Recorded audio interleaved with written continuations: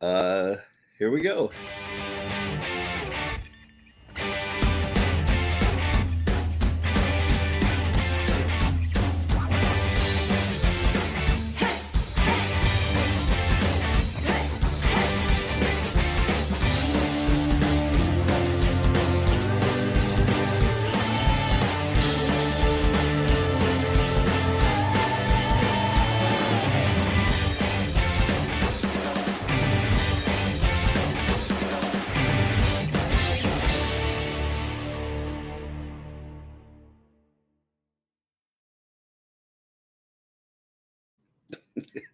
That was fun. And I think Jesse's missing again. We've got some technical difficulties going on. So I will step in for Jesse and say, good morning, everybody. How is everybody doing?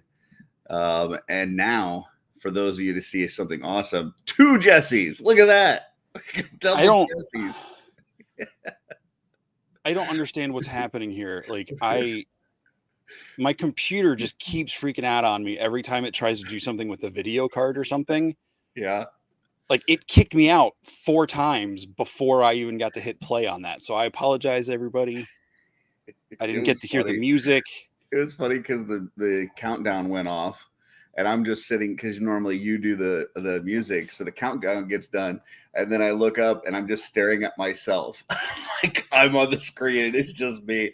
Like, oh, okay, let me get the music going, and then you were there, but you weren't there, and then you were there twice, and so. But like it would pull the screen up and then just go black. The complete screen, my window would just go completely black. I think my computer is trying to tell me I need to update to Windows 11, but I don't want to. It's possible. Well, Jesse, good morning. Good morning, Curtis. And good morning, Jacob. I'm not just proud, I'm excited and happy for you to get your first Thistlethorn today at ChrisCon. That looked like it was an awesome event, and I hope everybody there had a great time. Yeah, it looked like it was a lot of fun. Indeed. We do have a lot of people in the chat already. You bring on the sexy, like the guests that we're going to throw out here, and just people come out of the woodwork. So we got Trevor 1-6 shooter. We got Joe Gonzalez, Patrick Boyle, Jacob, obviously. Congratulations on your Thistlethorn. We got Eduardo, Legends Collector 1321, Douglas Tupper, Kevin Dufresne, Matt Steen. I think it's Steen. Maybe it's Stein. I don't really know. Either way, I'm sorry because one of those two I pronounced wrong. And Mark Rivera. So, yeah, thanks for everybody for joining. Everybody that's watching live. Everybody that watches on replay. Jesse, how you been? It's been a week, but it's showtime. It's shooting the shelf, so it's my favorite part of the week. So I'm happy to be here. It is Stein, as in beer Stein. So all right, cool. Yeah, I've been very productive this weekend. I'm very proud of myself.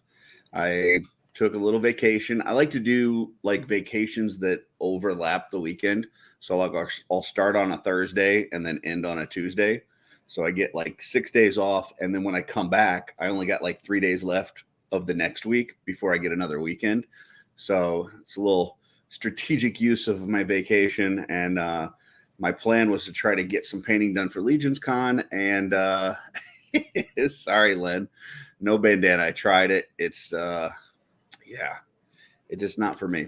But my little palm tree is moving further and further in the back of my head. So hopefully by Legions Con, it'll be all the way behind me.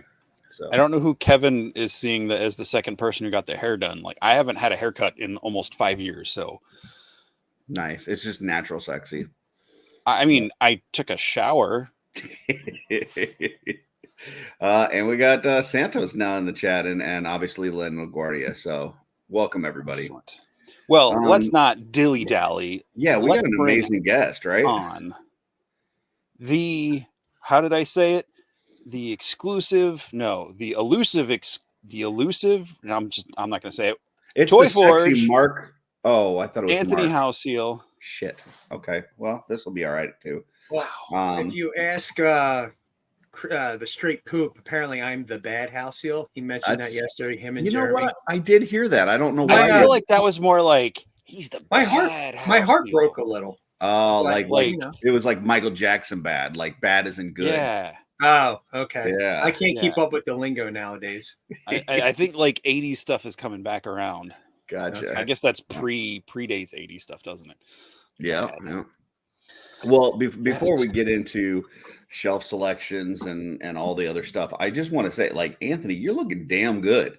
Like, I know you've been really hitting it hard, getting ready for Legions Con, and you know, I see you out there, you know, hitting the gym, and man, heard you shaved your back, getting all up for Legions Con. Look at that. Look at that. Wow, look at that. No hair. Whew. That's crazy. Yep. Goes all the way back. They're smooth as a dolphin on my back. I still keep the front though, because Nice little aerodynamic. Yeah. Some Very nice. Vorga arms you got going on there. You got the Vorga arms. Any chance we get some axe throwing at Legions Con? I'm not gonna say no, but Like the deodorant? I'm not gonna say yes. We'll just say TBD. Nice. No, not the deodorant. The like real axes.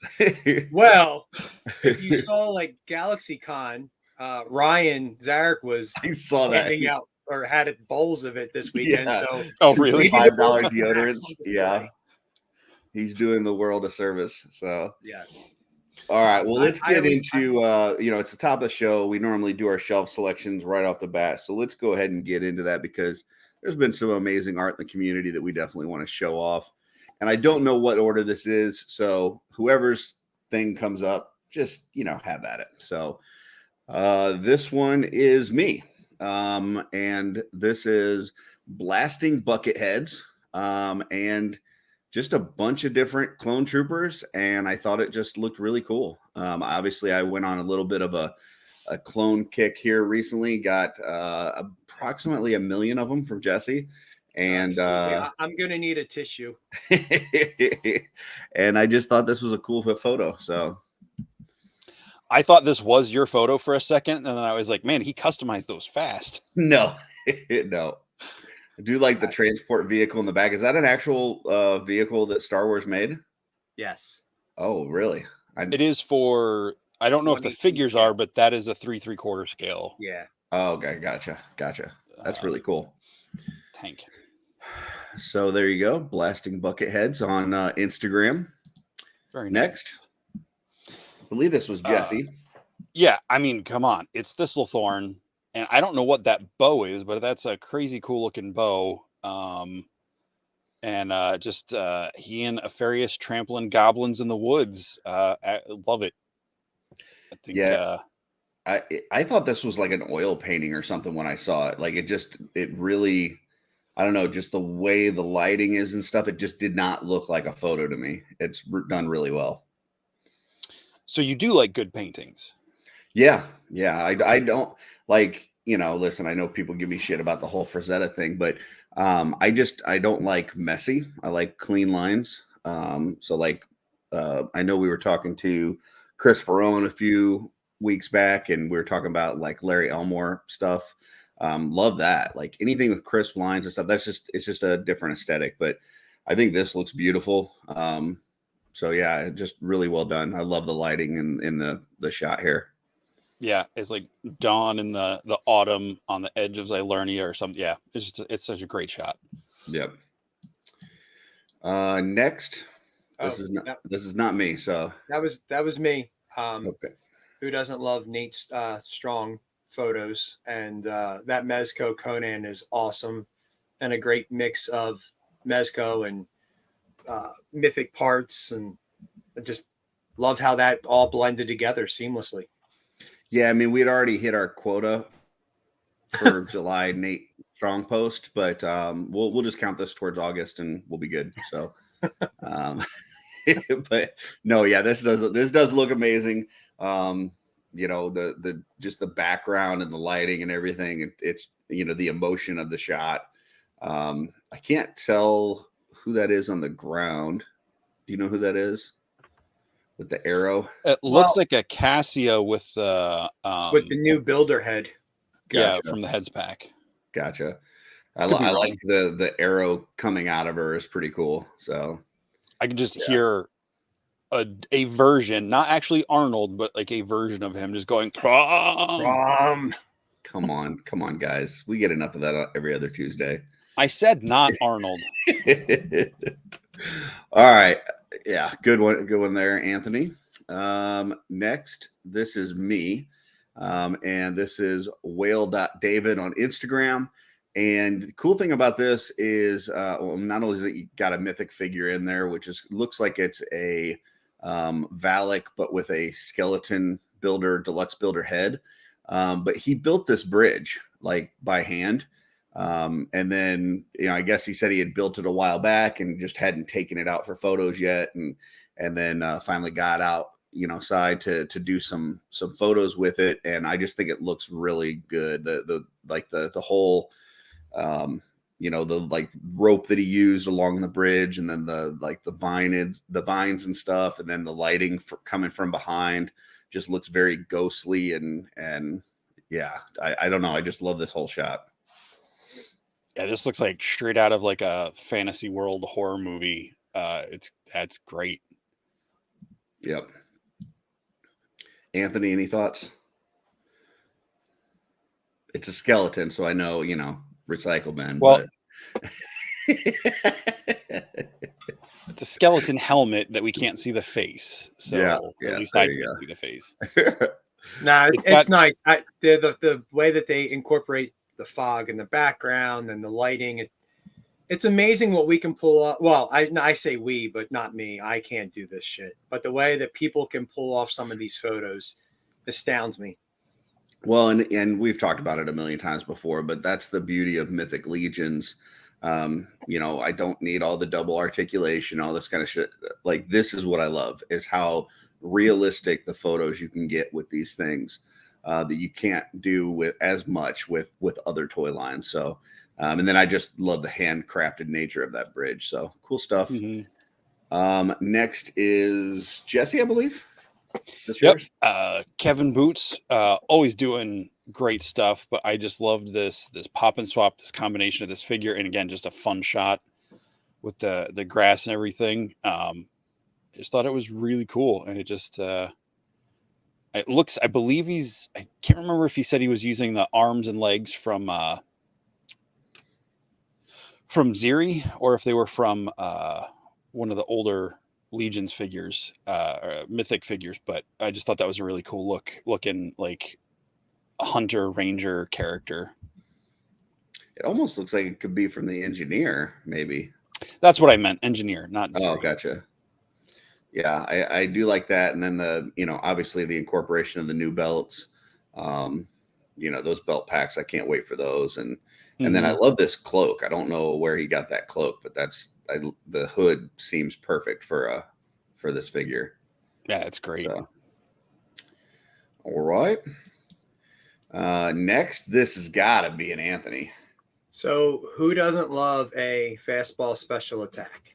Yeah. And this is a mythic fastball special attack. This is awesome.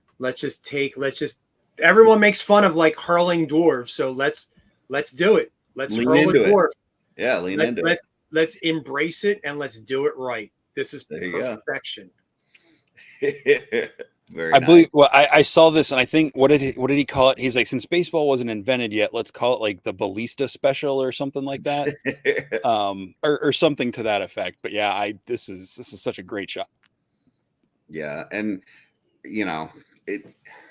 we all have our own mythic journeys, and I will say, sometimes we do stupid things. Like I got on a lot of the dwarf guys for getting the Monkey King and immediately tearing it apart and stuff.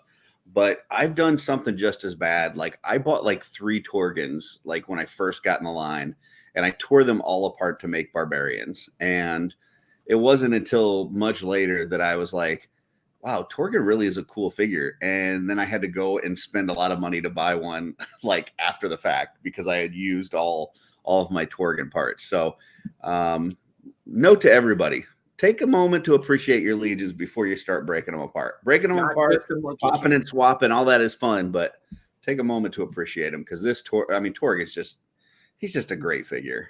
So, and last name dwarf we got, so and probably for a while, but And that's Tora Nerd on Instagram. So yes, at Tora make sure we call that out. Yep. Got the little Nate Barch in the background, the Barch set. That's cool. Mm-hmm. All right, next. This one is me, and this is Amusing King on Instagram. These are toy photos, and they do a lot of the, I know we talk a lot about photographers that do the behind the scenes setups and show you like how they did it. So he's got a lot of those in his photos, and these were just two that I saw that really stuck out to me as just being pretty badass. So yeah, those are great. They, especially both of them really look like they could be out of a movie, but that one on the left with the walker, like shit, that looks straight out of a film. So yeah, those are great. I love the blur distortion on the walker, and like I feel like if I was a rebel or someone walking through the woods or whatever this setting is, and I saw that, that visor light up in the night, I'd probably hope I was wearing brown pants. All right. Next, this is Jesse. I thought this was really cool. It's 3. I forget what he called. Get out of here. What he called these. But it's like 3 different knights, skeleton knights, and just the way he incorporated like the tattered soft goods like into different parts on the arms and stuff. I thought was really cool. And like one's got a raven, one's got a couple of bats, and the other one's got, I think it's like a phoenix or some sort of like skeletal vulture or something. I just thought it was a really cool like trio of characters, and just a really nice uniform little squad. It just was really cool. And that's Willie Way. I guess, yeah. I on your post that you had sent from the Cabal, it just had the symbols. But then I went to his actual profile, and that's what it said. Oh, I'm sorry. So, no, that's fine. I mean, that's his name in that language. But then figured that would at least give us something to talk about. But this was in the Cabal. I do love the tattered soft goods there. And I'm one obviously that's warmed up a lot to soft goods over the past couple of years, and I think it when it's done well, it really makes the figure stand out. Sometimes it feels like soft goods from our scale on the figure, which that kind of takes the reality out of it for me.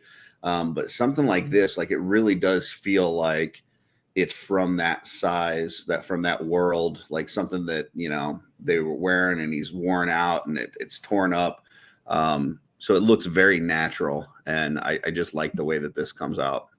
Curtis, do you think it's the 1/12 scale stitching that's lacking?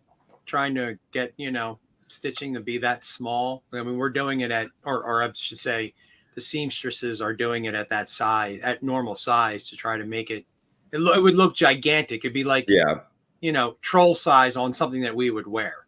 Yeah, some of it is that. Some of it is the thicknesses of the soft goods. Like, for instance, like with the Mezco figures and stuff, when they do a full body suit, like when they're covering the arms and legs with it, I feel like it looks very poor. But when it's like something that is like a mix of armor and cloth, or if it's a cape or something like that, like those I think are great.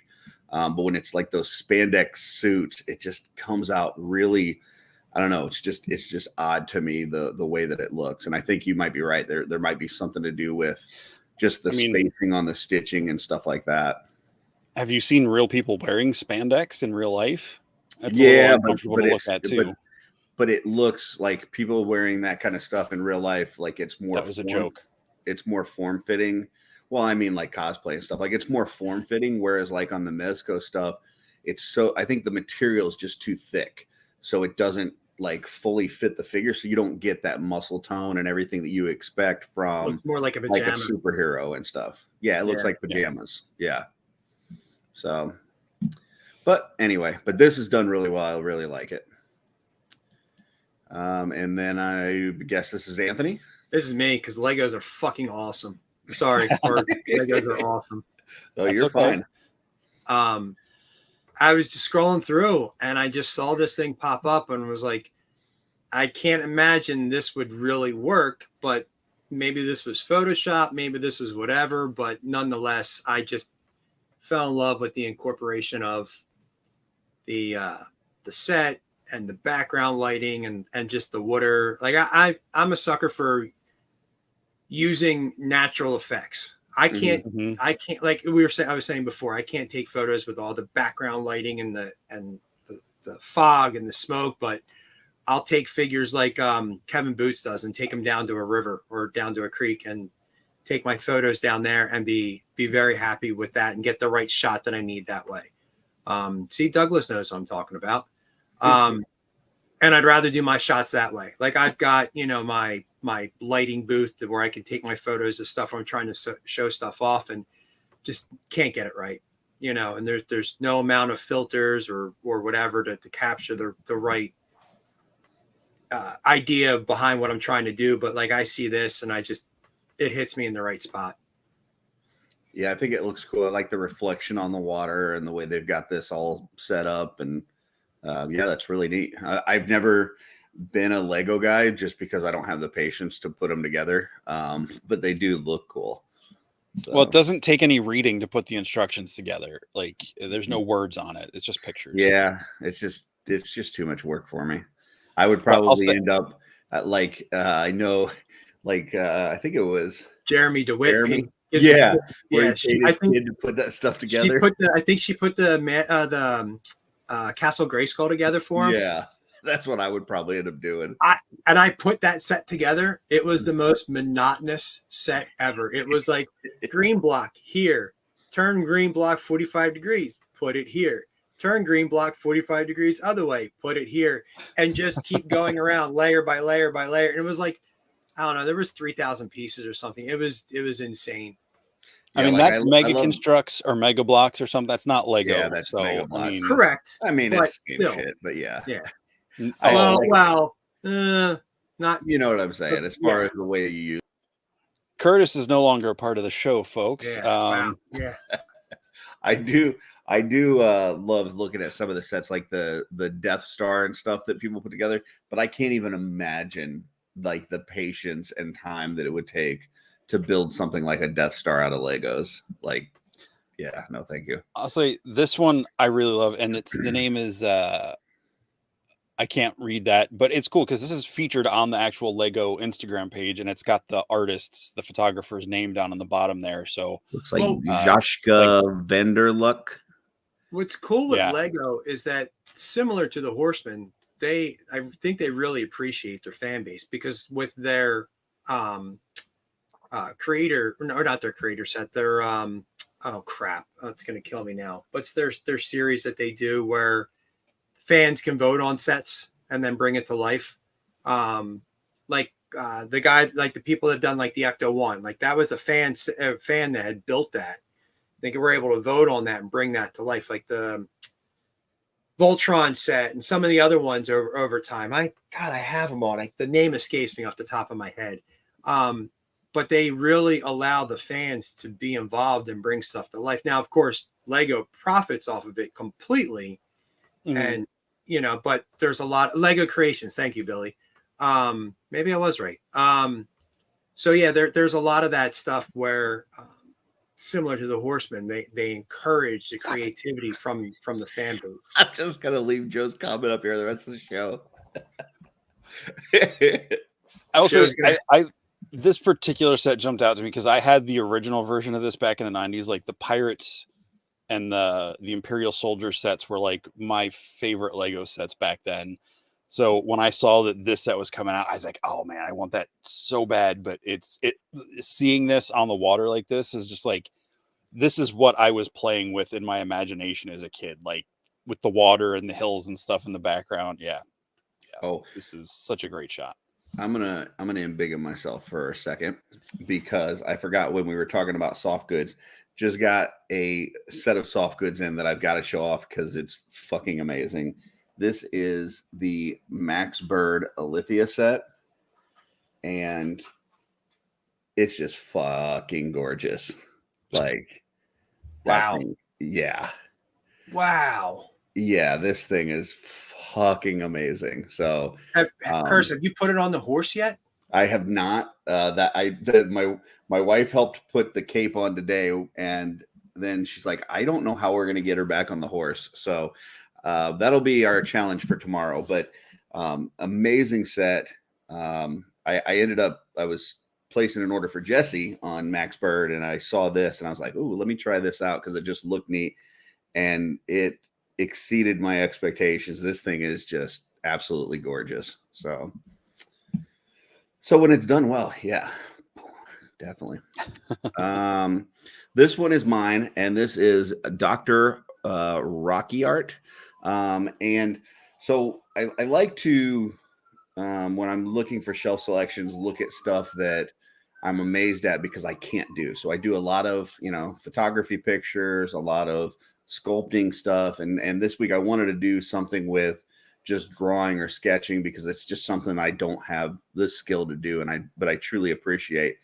And this gentleman had, I assume it could be wrong, could be a lady, but this person has these amazing, sketches of these different characters that we know and love throughout, all of our nerd nostalgia. And these were just a couple that I picked out. And just the Skeletor there obviously looks badass. And then the turtle one I liked because there's just like a lot of emotion and it looks like sadness in that shot. And I just thought these were really good, to be able to just do that with a pencil. And I just can't imagine having that kind of talent. Feel like we need like a month on top of each of those characters and like hunks of the 80s. Yeah. Skeletor is looking awfully delicious there. Someone was really enjoying their time drawing that one for sure. Trevor said putting on the Lithia set is as difficult as Lego build. I didn't do it. My wife did it. She did say it was difficult. She had to look up a video. That's one of the things with some of the Max Bird stuff. Like they'll put like multiple pieces in there and there's no directions on how to do it. So then you have to like go back to their pictures online and try to figure it out. Well, I guess on this one, they must have had enough people that were, saying, I don't know how to do this, that they put a video out. So there's actually a Max Bird video on how to do this one. But anyhow, so those were sketches, Dr. Rocky Art on Instagram. Check them out. And this, I believe, was Jesse's. Yes. Templar Toys, I believe, is Elliot Lee from the Cabal. I just really like this picture. I love seeing the description said something like Squire, throw me my sword or something like that. But it's hard to see on the screen here, but the Templar riding the horse has like that soft good piece that you would have seen in like the Middle Ages, especially during the Crusades, where they have like the fabric draping around their head. Ouch. With the like the to keep braid. the sweat off of his helmet when he was wearing it. Yeah, well, yeah, I'm sure it's probably to keep the sun off of the metal helmets. I'm sure there's a more.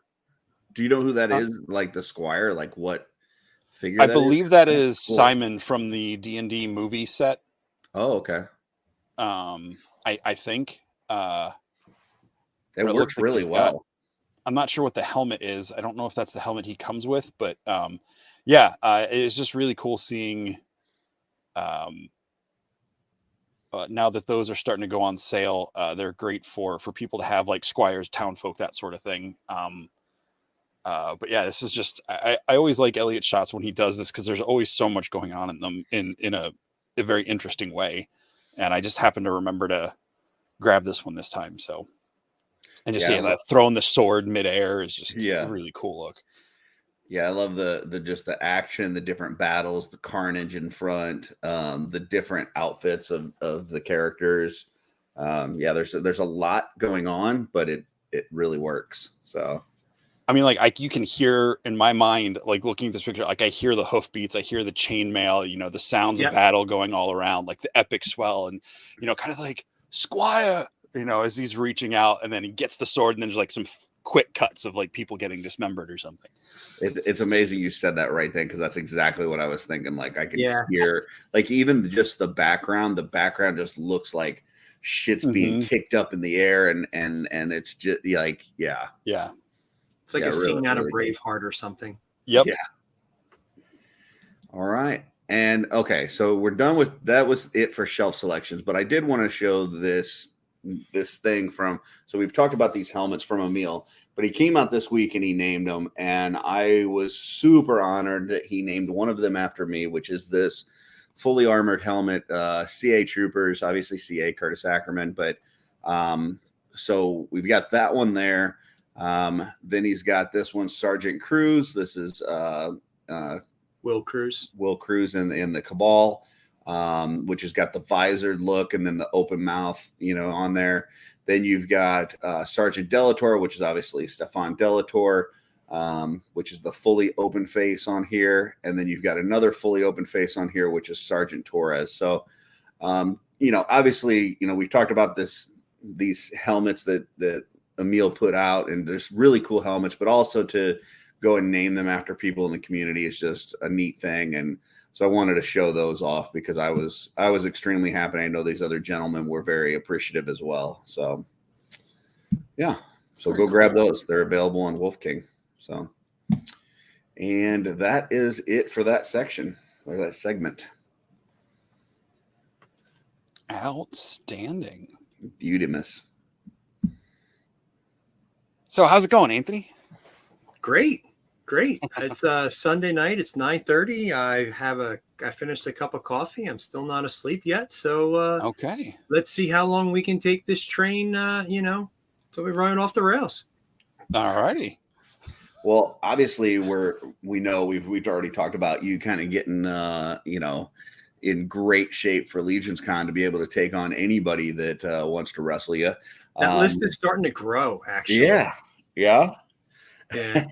Any other shows? I think you got you'll probably be at RetroCon, right? Yes. Actually, RetroCon is going to be a blast. So Jesse, you'll be there as well. I assume, correct? Yep. Okay, so RetroCon is September 9th and 10th.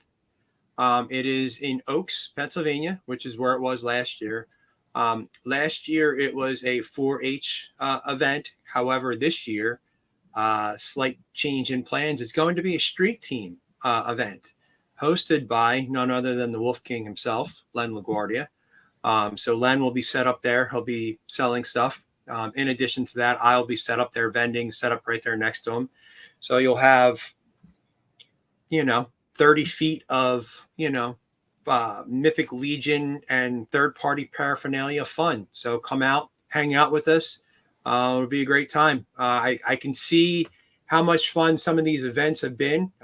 We saw what Heroes Con looked like. We saw what I know Galaxy Con wasn't an official street team event, but as we're seeing more shows with vendors selling stuff, sets a bar. So Len and I are going to see what we can do to make that bar and just take it one step higher.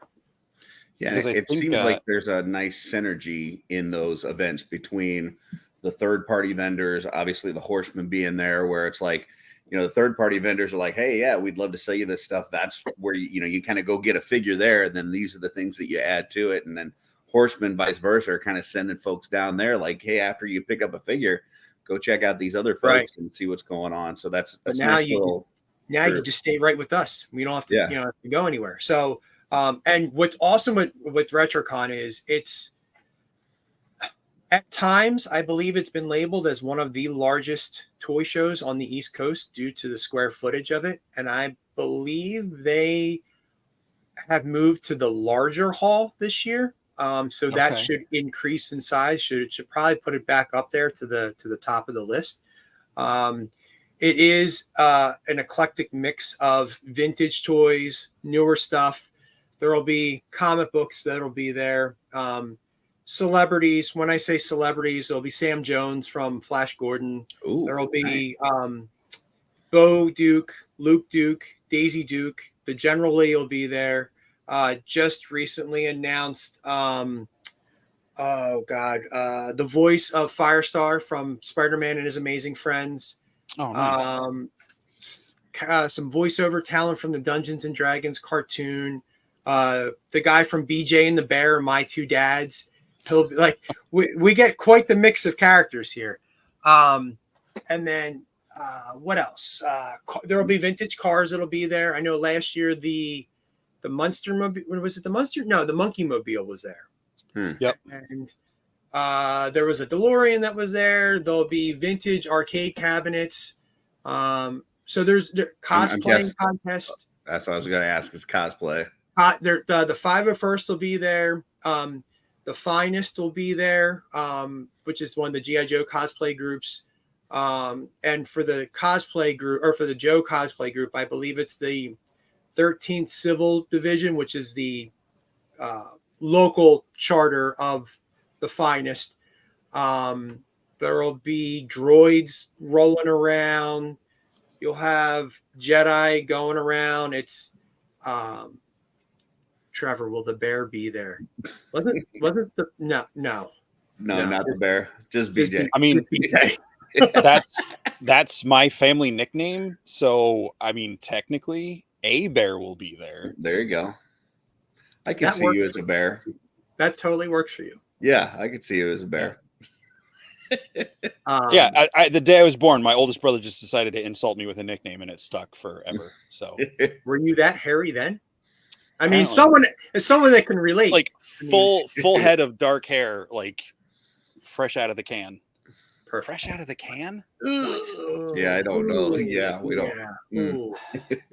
And aren't the is it, what is it? The Transformer band is going to be there again. I think, correct? They start Transformer band. Yes, they explain as you would a child. What is the Transformer band? That is, oh my God, why did their name suddenly just escape me? They typically kickstart their tour with I gotta look it up right now. Here we go. Cybertronic Spree. Thank you. So after the pandemic, they kickstarted their world tour or their whatever international tour at RetroCon. And right across the street from the convention is a really cool venue that has go-karts, miniature golf, laser tag, arcades, and they also have a really cool concert hall where they play there. In years past, what RetroCon would do on Saturday nights to keep people local would play vintage movies in the Regal Theater. So they would do an Indiana Jones movie or a Back to the Future movie, or they did the Transformers movie. Well, once they got hooked up with the Cybertronic Spree, then they began to just have them there to play concerts, and they'll be playing there again this year. It was funny. Last year, we all went to dinner after the show to Chickies and Pete's, but Bill Mancuso dipped out and didn't join us because he went to go see the concert instead. Nice. Yeah. So I will say I have been dreaming about those Chickies and Pete's fries for the past 10 months or however long it's been. Yeah. And Curtis, what they do is they dress up like Transformers, so they have full-fledged, the big chunky. Yeah, RC is the lead singer. There's a Unicron. There's a Soundwave. Isn't there either Rodimus or not Rodimus, a Hot Rod or a Hot Rod, I think, right? Yeah, Hot Rod, I think. Yeah, there's a couple members, but interesting. But RC, she belts out "Immigrant Song" from Led Zeppelin, and you can see some of the videos that they do on. Douglas is right. Stan Bush is going to be there as well. The Touch, they're going to be playing the Touch. He's the guy who did the 2 songs from the movie that all of us except for Curtis love. So they'll be playing. I actually just you'll appreciate this, Jesse. I purchased the 86 Transformers movie last night, and I began rewatching it. I'm just to the point where Optimus got killed, so spoiler alert for anybody who hasn't seen it. Okay. So. The song that they played before, as he started to kick everyone's ass. Yeah. That's The Touch. They will be playing that with the guy that actually sang it in the movie together. And before Hot Rod ruins everything and gets in the Hot way. Rod screws it all up. Yeah. And Optimus Okay, can't we're not kill unpacking Megatron. your trauma tonight, Curtis. So it sounds like RetroCon's going to be a very fun event.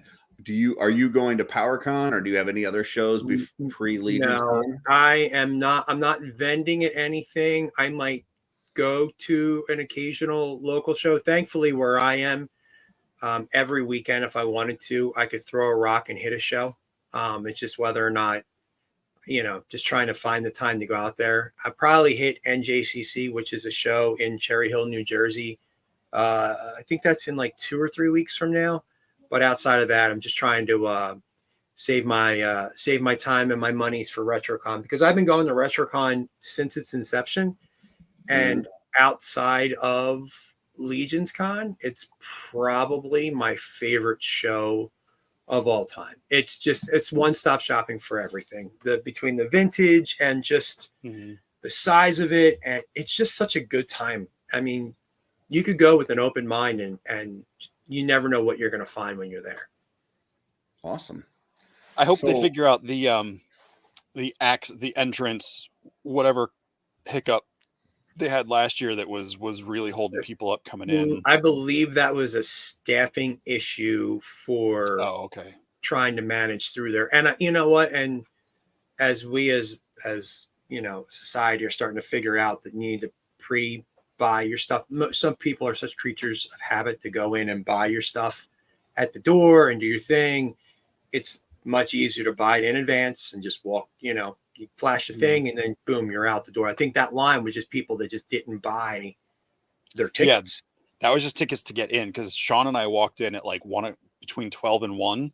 Yeah. And I had pre-ordered the stuff online and I just scanned my phone and we got our badges or whatever. So that being said, as a good reminder, if you are thinking about going, pre-purchase your tickets in advance, flash it, scan it, do what you got to do, and walk right in and enjoy. So pre-purchase your tickets, flash them at the door. That's what you said, right? Flash them. Exactly. Okay. Cool. It gets you in faster. That's what I found. Here you go. So that's cool. Here are the things that you're going to be at, but let's kind of roll back a little bit and kind of talk about how you got into all of this, because I know I was first introduced, if I remember right, I think I was first introduced to your stuff through Legion Shop, because you were doing some stuff through there, and it kind of became like the two folks that I really thought of when it was like cool weapons was, Stefan Delator obviously does some really cool stuff, and then obviously you just had some really cool stuff that you were putting out weapons wise, but I know you do a lot more than that. How did you get into this, and kind of what are the things that you like doing and that kind of thing? Can you just kind of take us through that journey? Yeah. Well, real quick before I go down that rabbit hole, Stefan is like one of my brothers from another mother. I mean, I adore him so much. He's the ideas that he's generating with very video game centric. He loves to do big and just massive stuff that you're just like, how in the hell is someone supposed to hold that stuff and it works and it just looks great. I love it. And also we will be right next to each other at Legion's Con. Nice. So you'll be able to stop by and see the both of us right there. So it's a 1-2 combo of all your weapons galore. Yes. Yes. And who knows? We have some time. Maybe we'll figure out something together to. Ooh, that'd be cool. Mess with you got your Arsenal Alley over there. Yeah. One-stop shopping for weapons of mass destruction. I like that. I want to sign Arsenal Alley. Ooh, that's cool. It's not too late. Maybe we can talk to a guy that makes signs. Maybe if you only knew somebody. Only we knew someone, right? I'm totally missing something. Len does signage. Oh my gosh! Yeah. In his cellar. Yeah. So, why don't we I mean, you actually have the Forge in your name, Toy Forge. So first of all, how do you come up with that name? How do you get into this? How does that start? Well, so we got to go back to Legion's Con 2019, the show that really kickstarted everything for everyone pretty much. I mean, The, unless the afterthought Legion's Con, the small room with yeah, I think I'm in my wife's office. I kind of hijacked it for tonight, and it might be the same size as what Legion's Con was. Somehow we put like 90 people in this thing, and then there was a little hallway that where, you know, and in case you haven't figured out, I have a little bit of a dominating personality. I just kind of like to take charge of things. So there was a spot on the table, and I decided I wanted to display stuff too. So I had been working on some stuff to bring to the show, and I had created a foam diorama of a blacksmith forge. I had a full working forge that lit up. I had working the bellows, and I had the anvil. I carved everything out of foam. I had the quench tank and windows and the stone top and wooden beams, and it was really cool. And I brought it up there. I'm like, is there room? I'm going to put stuff out here. So I just kind of moved Matt Rhodes' stuff, his figures. I just kind of went, oh, that's cool, Matt. Put my stuff right there. And then, you know, I grabbed some, I had like this Brady Bunch fake grass stuff that kind of plopped beside it and had a whole thing. And that was where, I kind of had my first thing that I put together, and I called it Forged in Foam, because I've been a fan of Forged in Fire since, you know, I remember watching when the first episodes had come out. And I just loved the concept of making stuff, of making weapons. And I mean, I grew up as a kid of the 80s, and we watched Excalibur, and we watched all these, you know, these weapons of lore and all these crazy, you know, crazy designs. And I wanted to start making things that we hadn't seen yet. And for a long time, I would take weapons and I would cut them and glue a part on here and a part on there and whatever. And once we started realizing the ability to do it in the 3D realm, where not only could you do it once, but now you could do it 150 times and just print it and be done. I'm like, okay, cool. Not only is it good for me, but now everyone can take part of this. So started making goofy, crazy weapons, and just kind of went on from there, and was doing weapons and stuff from there. And then I got hooked up with a friend of mine, Travis Cannon, who was working on heads. He was doing heads in traditional sculpting, hand sculpting, and transitioned to 3D stuff. And we worked together for a while there, and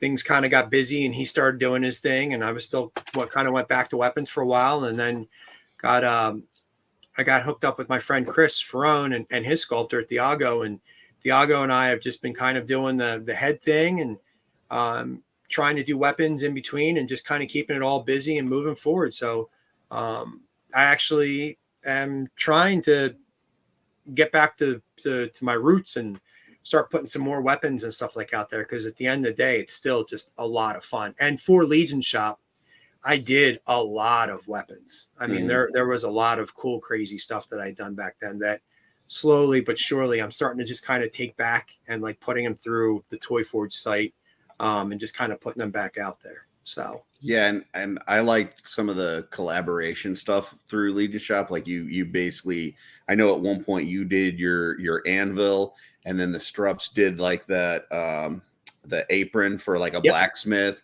and then you came out with the big giant anvil hammer. My anvil hammer. Yeah, and then the sword that has the anvil on the hilt.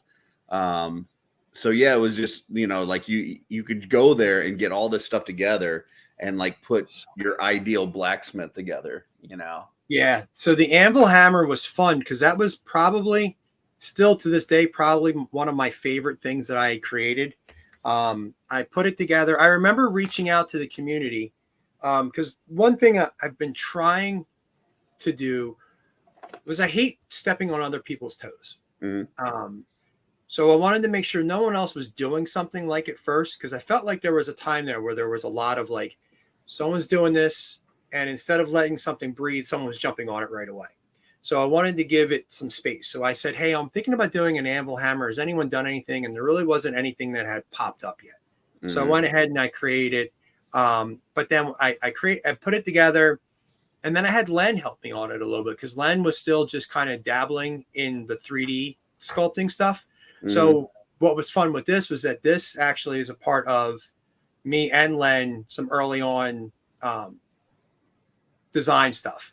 And again, to this day, one of my favorite pieces I've done, because who doesn't want to just swing a giant hammer, an anvil into the battlefield? Like that just seems crazy. And then the anvil, the forged sword. I love that. Yeah. Yeah. I mean, it's hard to see, but you can, there's plenty of pictures that you could check out from the Toy Forge, Wix website there, which was just fun because who does, as a hilt for an anvil, like it's kind of fun. Yeah.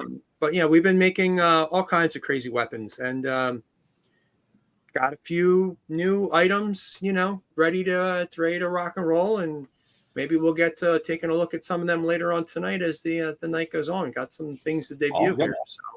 Yeah, I when I bought the set, the apron and the anvil hammer and stuff, like I went to go put that blacksmith together, and at the same time I had won. Nikki was doing like a contest, something on, I think it was through Instagram or something, and I ended up winning like one of her prizes, which was a painted head, and it was basically she had taken a Torgan head and just repainted it a little bit different skin tone and then painted the hair black, and that's my blacksmith. So like that like I popped as soon as that head came in, the other parts came in from Legion Shop, and I was like, well, shit, I'll just throw all this together.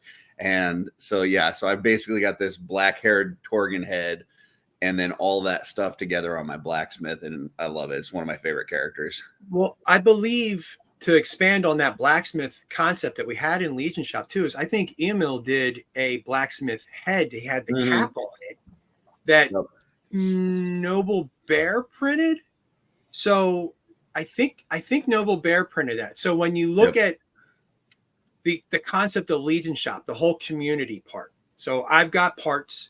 You've got the Strups doing parts. You've got Emil doing stuff. Then if you wanted to buy, and then you've got Noble Bear printing it. And then I think Drew Grubbs was painting some of them. And it was all coming out of Jeremy running the site. Like, it's the ultimate community shopping site. Like, I think the ideology behind what Legion Shop originally was, and still is to this day, is fantastic. And I know there's still a lot of really great products on that site. So I feel like it doesn't necessarily get the love that it does anymore. So give it a shot. Go over there, take a look at it if you haven't looked through it before. And there's a lot of great things. I just recently participated in the Dwarven Miner set that Walter DeMarco did the head and the pauldrons. I did a drill bit that attaches to the back of the standard hammer. And then I also did the boots that Jason Rodriguez sculpted that I did some modifications on. So I have a couple parts on there. Noble Bear printed them. And then Walter designed them. And then Jeremy, I think, painted some stuff up, or he might have had some other guys paint them. And as a full set. I mean, again, one-stop shopping to get a whole bunch of different members of the community to have their parts all involved in it. Yeah, I mean, to your point, I think that it has kind of slowed down a little bit. I don't think there's as much coming out of Legion Shop, and I think probably a lot of that is to do with, Jeremy's just so busy now full time with the studio and all the things that he's got going on. But in the early days of Mythic Legion, I think it was really hard to know how many different artists were out there, how many different companies were out there. There's a lot of stuff on Cabal and stuff like that, but you don't really know who's doing what. And I think the benefit of Legion Shop, at least early on for sure, was that you found out who these guys were. And then you would get some of these parts and you go, oh, wow, this shit from this Toy Forge guy is pretty damn awesome. And then they could reach out to you directly and say, hey, what other stuff do you have?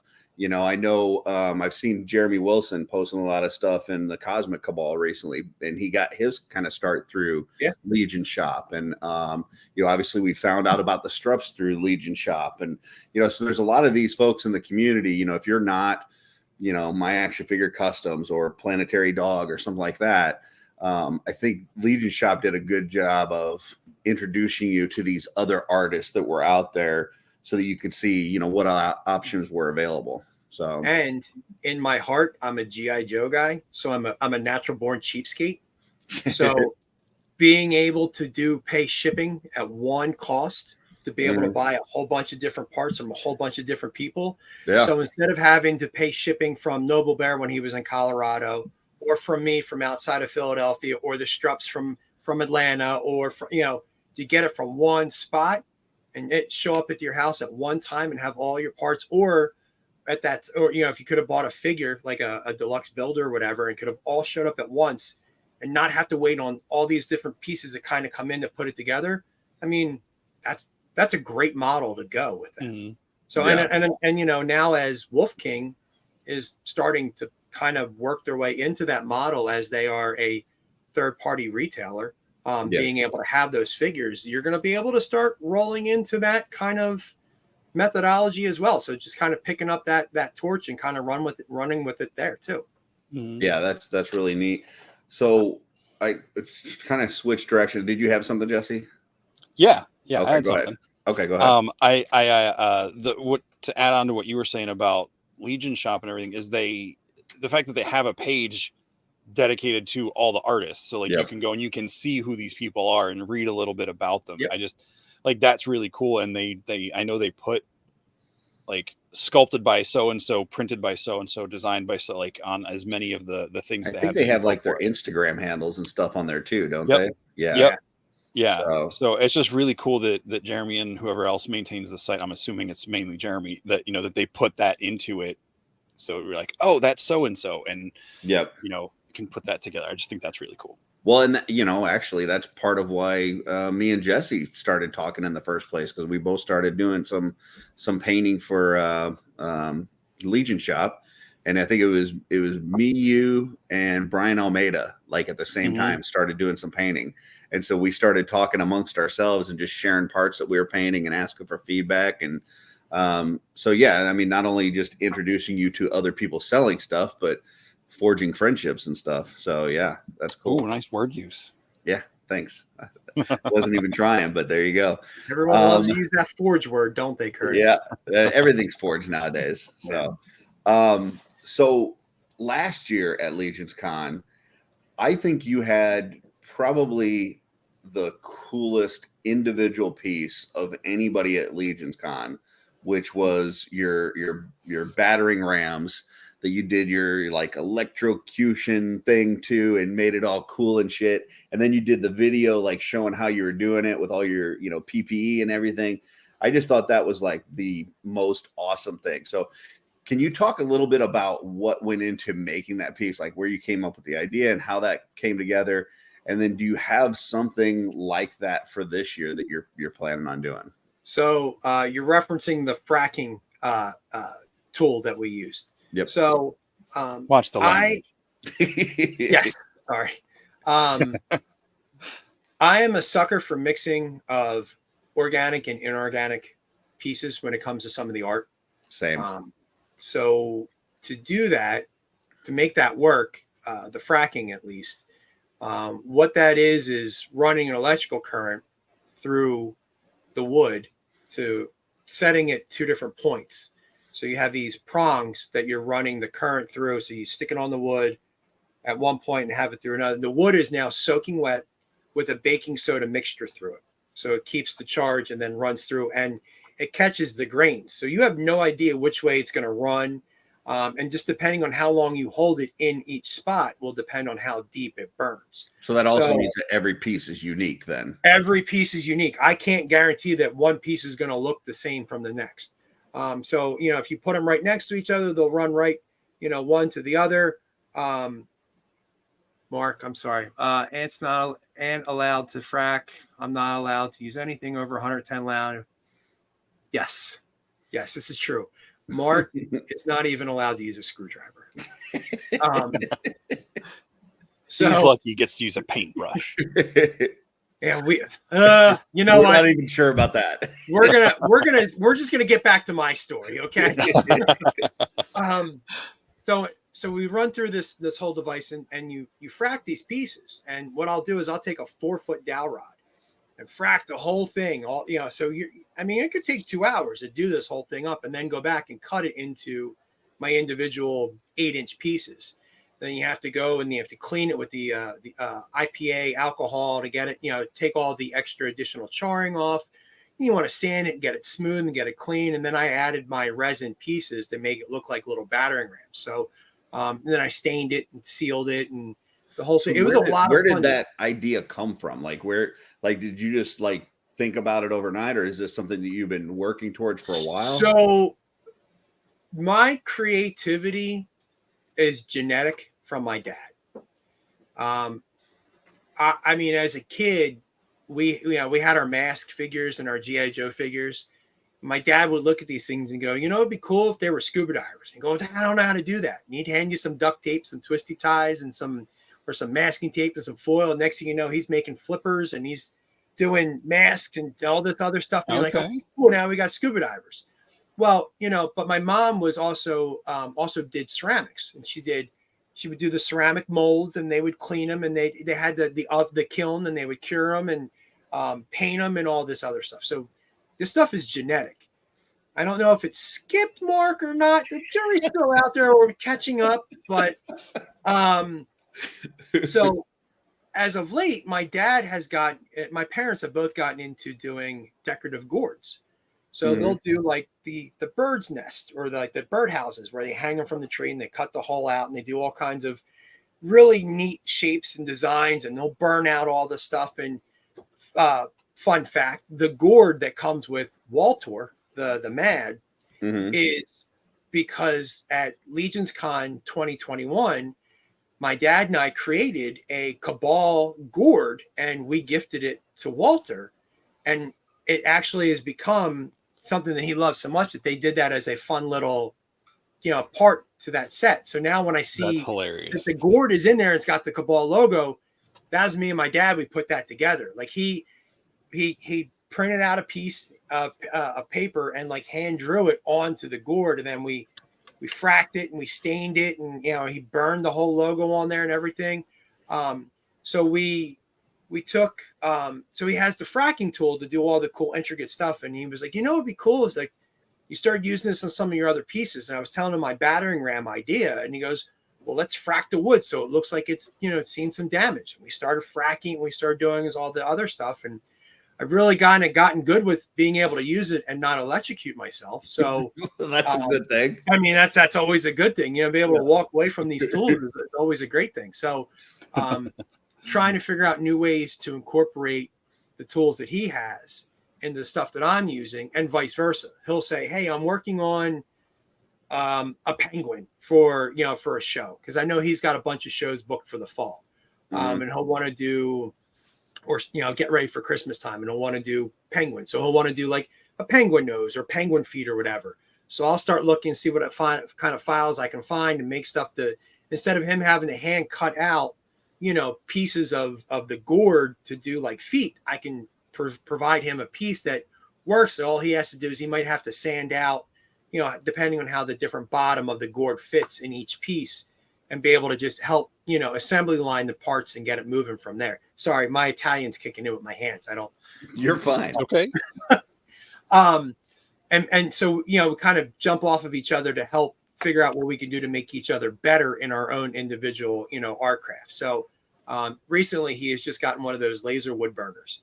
So now we're trying to figure out what we can do to help each other out. When you say laser wood burner, can you explain that for folks who don't know what that is? Sure. Like myself. So have you ever seen like the coasters that like have like the really cool patterns like burned out inside of them?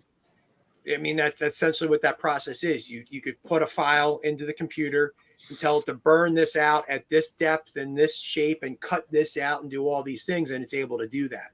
Gotcha. So now if I say, hey, I want to do a wooden Viking shield, I want to cut out the wooden grooves and I want to put this logo on it, and then when you're all done, I want you to cut the circle out. Next thing you know, I could cut, you know, a whole bunch of these pieces out, and then bang, I have a shield ready to go. And then I could implement my resin parts and pieces on there. And then after I'm all done, if I want to go ahead and frack it and have more damage and other stuff added to it, then I'm ready to go with it. So Awesome. Just trying to figure out what I want to do for Legions Con. Now, some things that do factor into that are my time and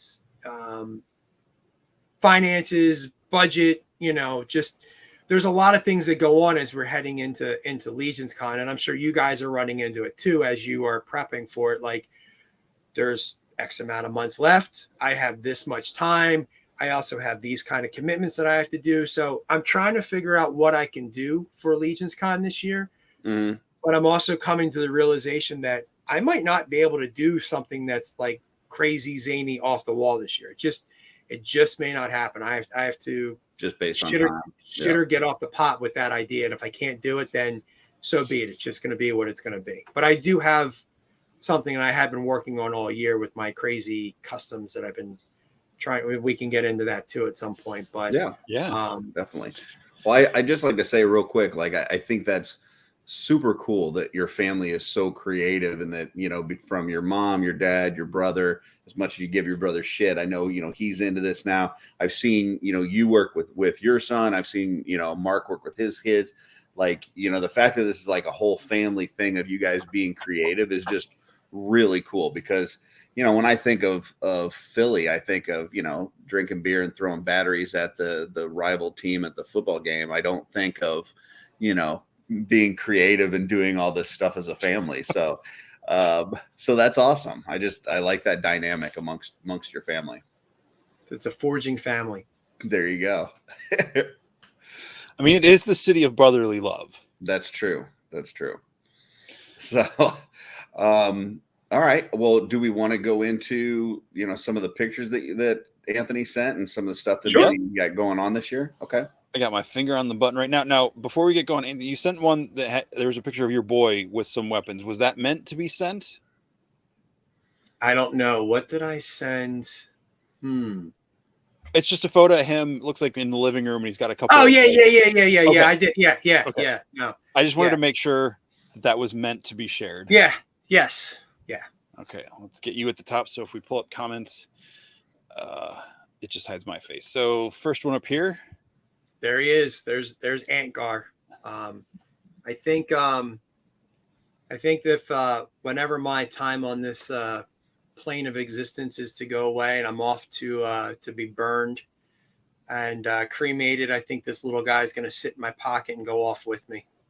Nice. So all right. This was a fun piece. The head was done by Travis Cannon as a idea, as a gift for me. The soft goods are the strups. That was a commission idea that I had for them that they in turn then used for their shop. And then there's the anvil hammer and the boots from Jason Rodriguez. And then the furry shins are from Adam Bagley. And then there's the cross strap that's there. So a lot of parts and pieces, but I take him everywhere with me. And that's Sunrise in Ocean City. Last fall, I took him with me. I knew the sun was coming up and I wanted to get a cool shot, and the sun had just risen. So I put him out there for that.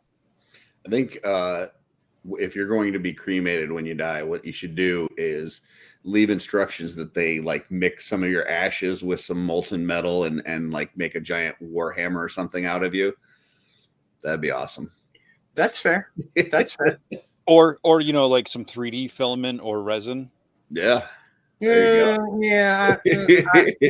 So we can all have a little. And we can all have a little piece of Anthony. Depending on who prints it, I don't want it. Yeah, never mind. I'm gonna wait. Gotcha. Fluffernutter, I'm gonna wait. All right.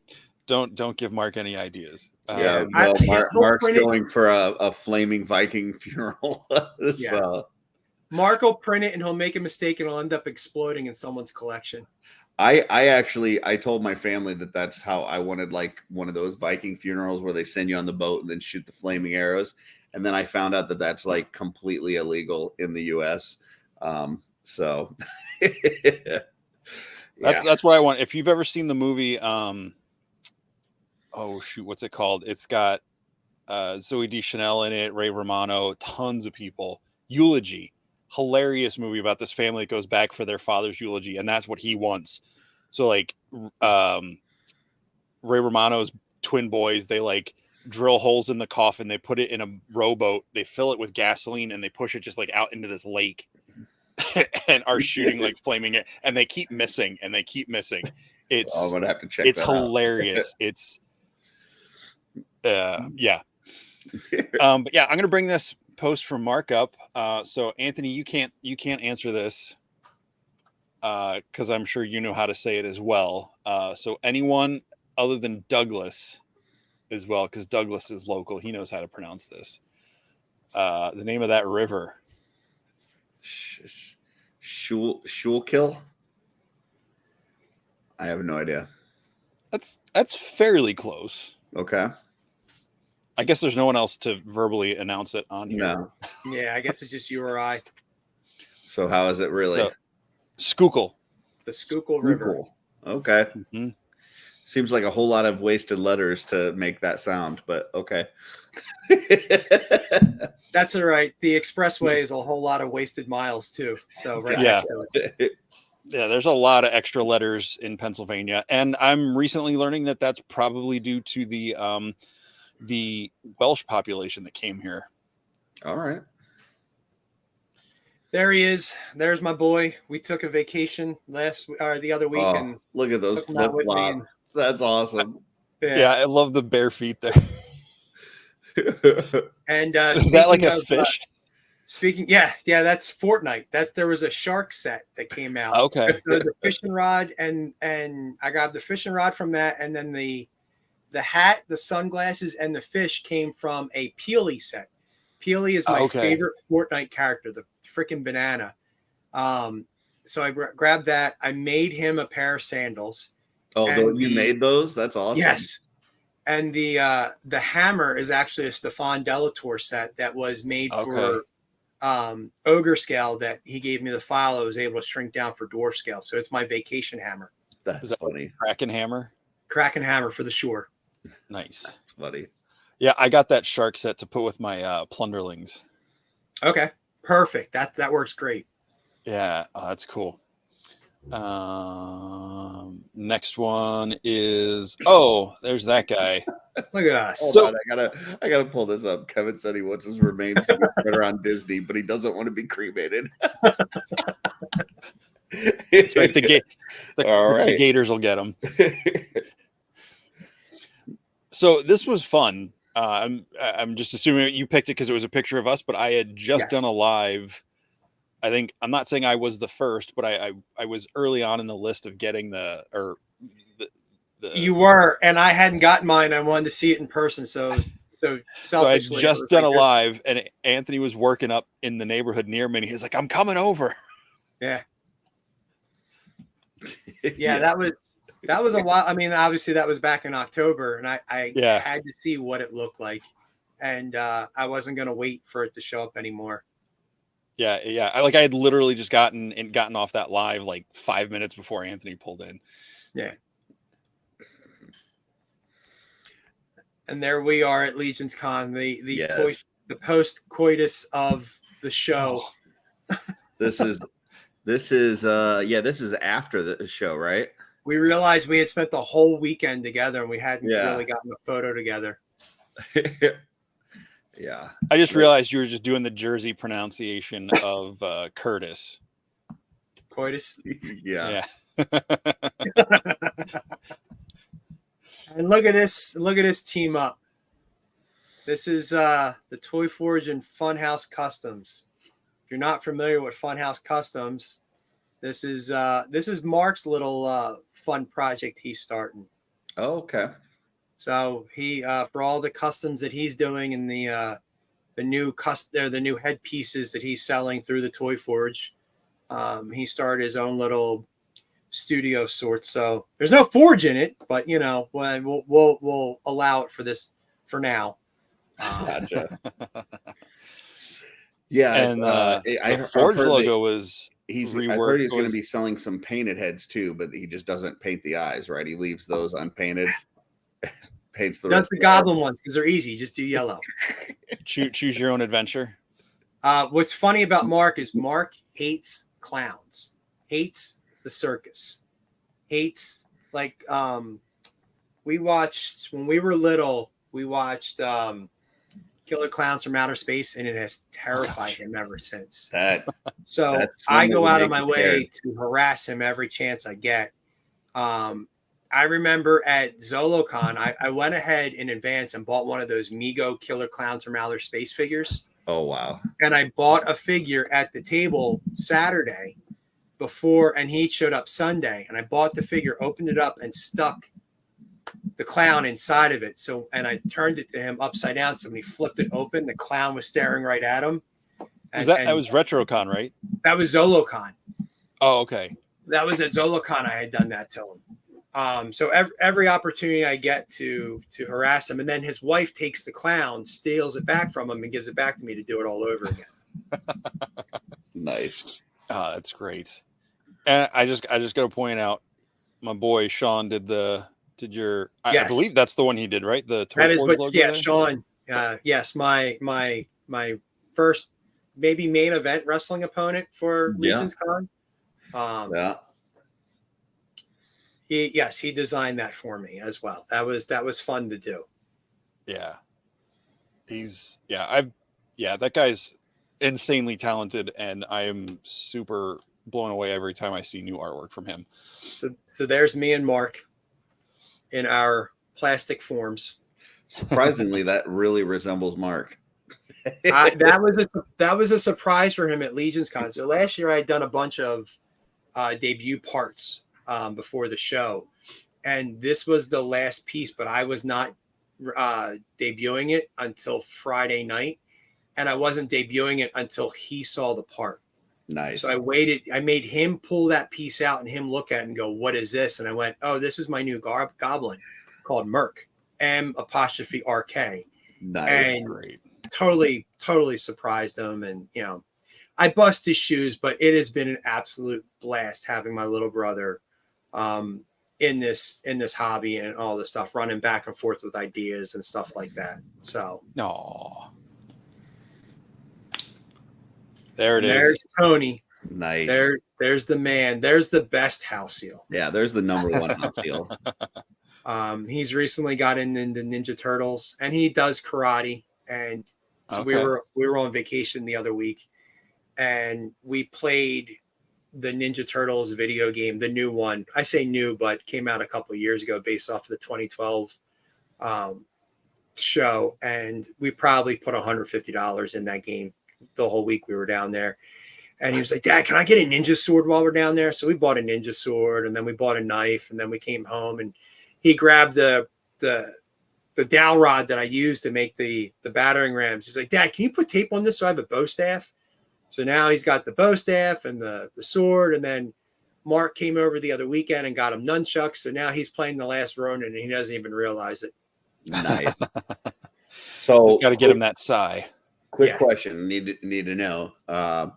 Favorite turtle, Anthony? My favorite turtle? Yep. Favorite Teenage Mutant Ninja Turtle? It's I think it's Raphael. All right. I like and it's funny because I like the he's the fighter. He's the, get in there, the ground and pound, just, get pissed off with your attitude kind of thing. And, I've got good days and I've got bad days. And I feel like Raph and I kind of, when I play the game, I go to Raph. I can see that. I think you're going to like the take on him in the new movie when you get to see it. Okay. It's right. It's not like none of their personalities are like strikingly different, but just the fun they have with that side of his personality is great. Is it better than the new kids' toys where Raph is just like this super fat kid? Yeah. That's just the baby version of him. And, that just means he's going to grow up to be a linebacker or whatever those sports terms are. Sports peoples. Yeah. I was always a Donnie guy, but I respect the Raph love. Yep. So speaking of taking apart Monkey King parts from a little while ago, mm-hmm. my first Monkey King arrived, and there was no respecting those parts. It was straight ripping it apart. to make the first Monkey King dwarf parts and putting it out online with, I mean, I broke parts on it to put it together to just, and like blue tacked it together so I could just get that first set out there. Like, this is my stuff. When the second one came in, I totally respected it and appreciated it for what it was. But this first go around, I just left money on the bureau. It was bad. Sometimes you just got to get stuff out there to be first. That's what it takes. Yeah, it's such a cool look. That head is great. I don't know that I've seen anybody do that with the soft goods where you go around the arms like that. I like that. So what I did with that was the dragon piece, the front piece, the buckle, because it's in multiple. That belt is really cool. It's in multiple pieces. I didn't show it in these pictures here, but I took that off and glued it onto a wing adapter. Oh, okay. And put it into the back. So now that drapes down over and under that, and then back over the front that way. I like that. Very cool. I just didn't want to waste any of the parts. Right. That's a really fun figure and set of parts. And you were like mentioning this guy earlier. Yep. So I did the boots and I did the drill bit. So again, great use of community of parts, there with Walter and Noble Bear and Jason and myself, and then all going through Legion Shop. The color set on this is great. Like, I mean, he just looks like a mine, like in a crew going to work down in the mines. That's great. And I love the rebreather hanging down underneath the helmet. Like, that's just so cool. Yeah. I think this would look cool with that the new Sphexian from Cosmic, like the mining Sphexian. Throw a few of these things together in a mine. I think that would be cool. Yeah, the hoses coming down in the rebreather almost look like the beard with the decorations in the beard, like the chains and stuff. Well, what's cool too is if you were to swap out the pauldrons for something different and swap the drill bit out for maybe more of like an axe, I mean, you're looking at a dwarvish firefighter pretty easily. Oh, nice. Yep. I could see that. Somebody needs to make a Pete McCarthy custom out of that. Yeah. And there's my chunky guy. That's great. Van Stag. That's a full set where you can buy the head, the chicken leg, the axe, and there's 3 different gut plates. Because everyone was going, when these chest plates came out, as you know, Curtis, everyone kind of went, try to come up with different ideas for it and different sculpts and different designs. And then I know Chris Ferrone came up with the idea of an actual chest plate with a female chest to it. And I wanted to drop it a little lower and get the belly because I feel like it appeals to a larger community of fan base there. So we went with that for this go around. Speaking of dropping it a little lower, when you talk to Chris about getting a female chest one that's, for a little older female, so I will run that through the CISA network and we'll see what comes about. There you go. Run that up the flagpole. Whatever floats your goat, Curtis. Well, we want to run it down the flagpole. That's true. Probably be at half mast, I think. Okay. Now, I got a set of these plates, and I'm waiting to specifically for a blacksmith character from my story I'm writing or written, and I'm not waiting on, but I've got a head in the works to go with it, so I'm excited to get to paint that. I think this is the one I put on him. So this one in particular is my favorite of the 3 that I chose because this is like the guy is so vain that he just can't let go of this armor. So the buckles don't fit anymore. So the chainmail just kind of bursts through and he's like, it still fits. And he just kind of goes into battle with the chainmail, just belly out. And it's, that's all he's got. Yeah. It looks like he just added a plate to the front to cover where it, blew out of the armor. Yeah. Excuse me. And so you're doing Curtis, what? What's that? 23 for 23? Is that the plan? So a lot of these that you're seeing are part of my 23 for Legions Con 23. My goal is to have 23 complete customs for sale for Legions Con 23.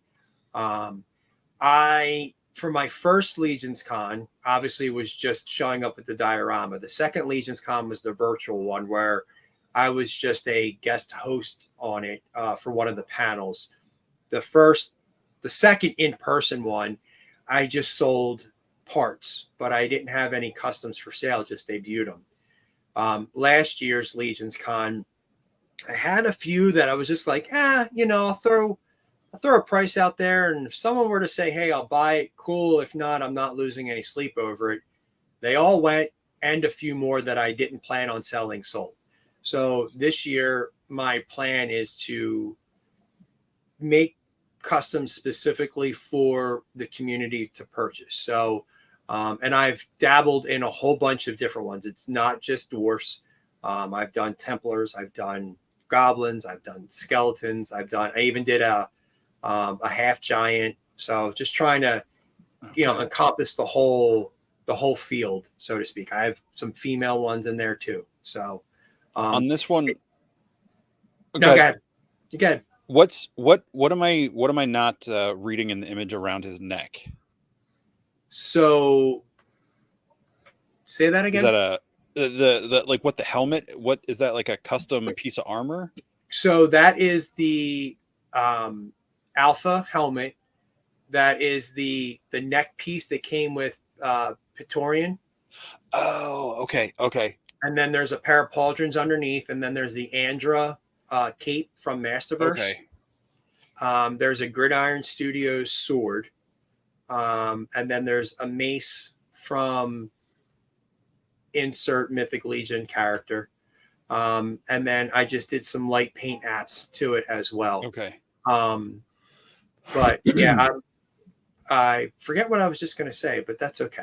So I'm sorry. So I needed to jump in because this was one of my shelf selections this year, and I absolutely love this. Like, I think that the soft goods for this really works. Like, to me, this looks like it could be a wool cape in that scale, like something that is from them. Like, it's not too thick.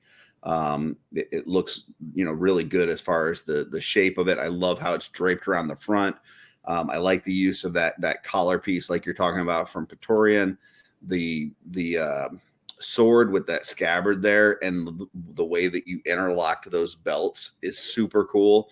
And then I know when we showed this on the show, like Jesse even commented about the mace, like how you have it hanging from the belt there, which is just such a unique idea that I've not seen anybody else do. So yeah, like this whole thing, I love it. Like in the clean, crisp, the paint lines on there, the red and everything. It's just, I love this thing. Well, and with that cross, that logo, the Templar logo that's there, it's so good that there was one thing I was not gonna touch and just leave it. I mean, there are some things that are just so nice, even like the head. I didn't touch the head. I didn't put anything on that. There are some things that, the great thing about these characters, you were talking before about how photogenic they are. Yeah. Mythic Legion figures are great for painting. They're very photogenic. There are some toys that are photogenic, some toys that are toyetic, and for painting purposes, like these are great. Like they have all the different rivets and all the different lines and all the different pieces. If you want to paint them, you can paint them. If you don't want to paint them, it looks great without them too. So I just did a couple little accent pieces in there just to add some extra little pops of color in here and there, and then that's it. So well, and that's what's so cool about these figures, with all the sculpted details that are in there. Like you said, if you want to paint a certain part, you can. If you don't, you don't. But because there's so many different sculpted pieces to it, that you can paint these things a million different ways, which is why they've gotten so much use out of these parts. And I know like Steven was messing with his first Cosmic today, and I think he posted a picture in the Cabal. He painted everything on that. And he said, like you start painting the details, and he's like, it's just a rabbit hole. There's like so much. And it's true. Like, that's what I love about these figures, that there's so much to it that it gives you such a variety of different looks based on how you want to paint these things. Yeah. Mm-hmm. Yeah. But I love this thing. I think this looks awesome.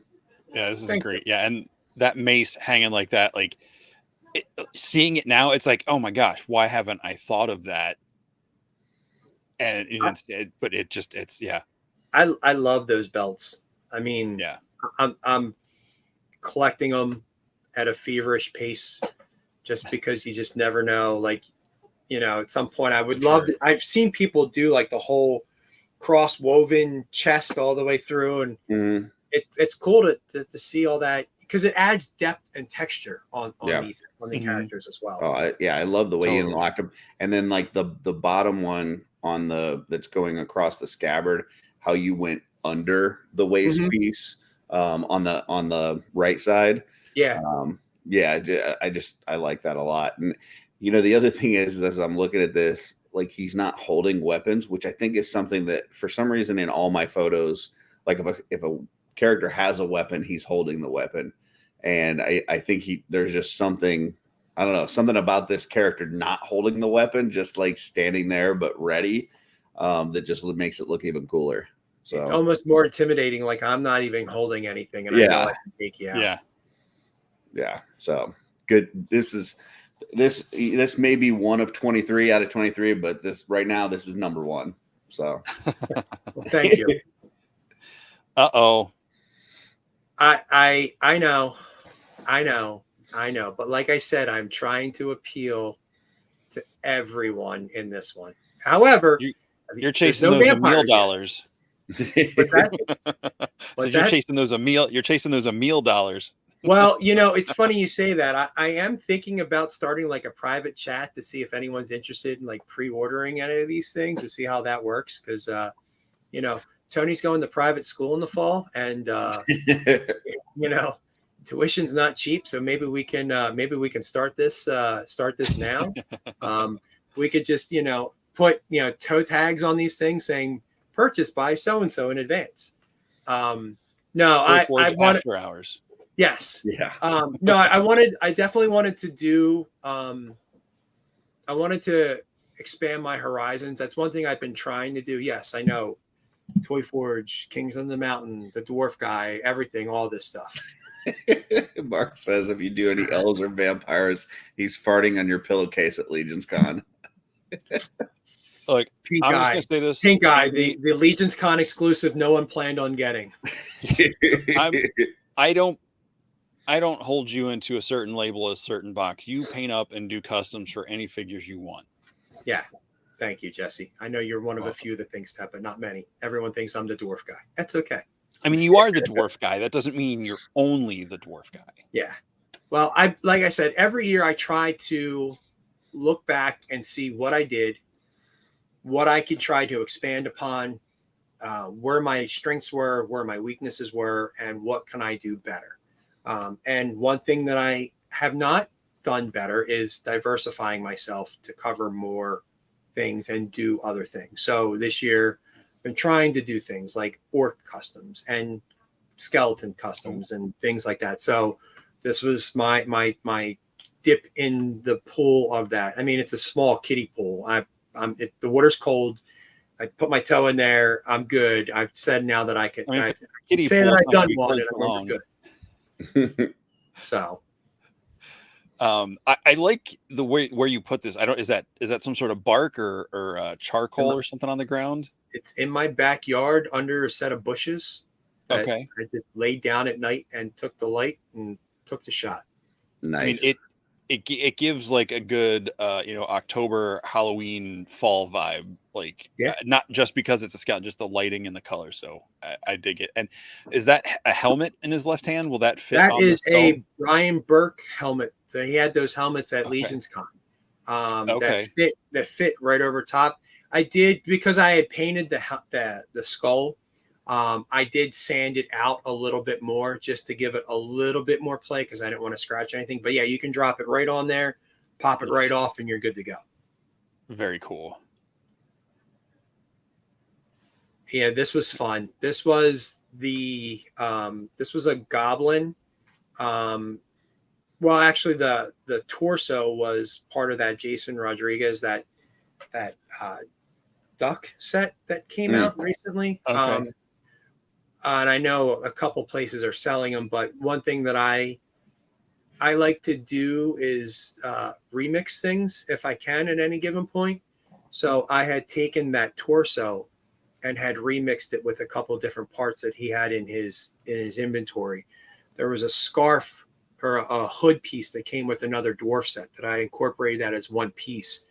And the knives in the back, that's all one piece. So when you print that out, it's the two sheaths in the back, the hood, and the torso is one piece, and then the knives are separate. Okay. So so when you buy it as I actually sell it as a kit. So you'll get the forearms, the chest, the shins, and the knives. Yeah.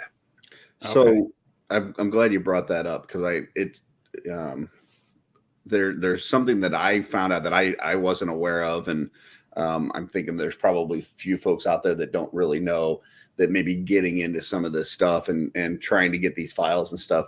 But I found out that I guess there's certain folks that sell those files that do allow you to mix their parts and change things and do things. And then there's other ones that have, I guess, terms and conditions that say that you can't. Yes. Like how does that all work, Anthony? And if you could just kind of talk about that, like if somebody's getting into this game as far as doing right by the artist, like what are things that they need to look out for? Briefly, without going into a full dissertation on it, because I think a lot of times it's kind of been discussed in enough other locations already. Just when you get ready to purchase a file, just look over everything. Don't just click buy. Some things have editorial licenses. Some things have commercial licenses. Some things allow you to be able to sell a file. Some things may only give you a limit on how many files you can sell. Sometimes they might say you can sell it, but you need to give the designer a cut of those sales. Some things may allow you to remix. Some things may not allow you to remix. Some things may say in the terms that you have to keep it at a particular size. You may not be able to bump it up to 1/12 scale or 1/18. Some things may keep it at tabletop. You just have to read, the terms and conditions before you go ahead and you purchase or you buy something. Cool.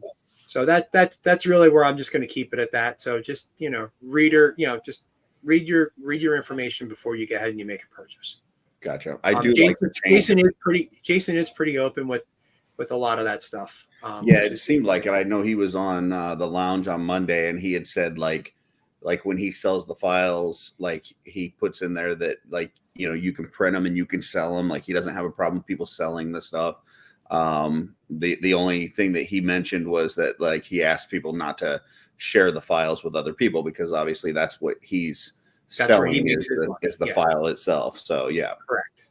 Cool. Correct. Okay. Yep. Awesome.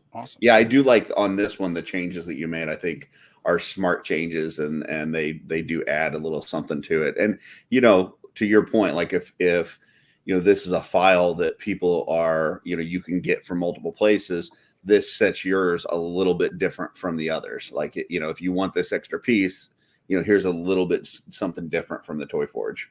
The thing I always have tried to aim for is to stand out. And like Curtis, we've joked before, like even some of the weapons, like we've like shared before, like different crazy ideas, standing out. So if everyone is doing the thing on the left, then I want to do the one on the right, just to make it a little different. So that's what we did. We made it slightly different than everyone else's. So they can have an army of them that look one way, and now you got one guy that looks slightly different than the rest. Be right back.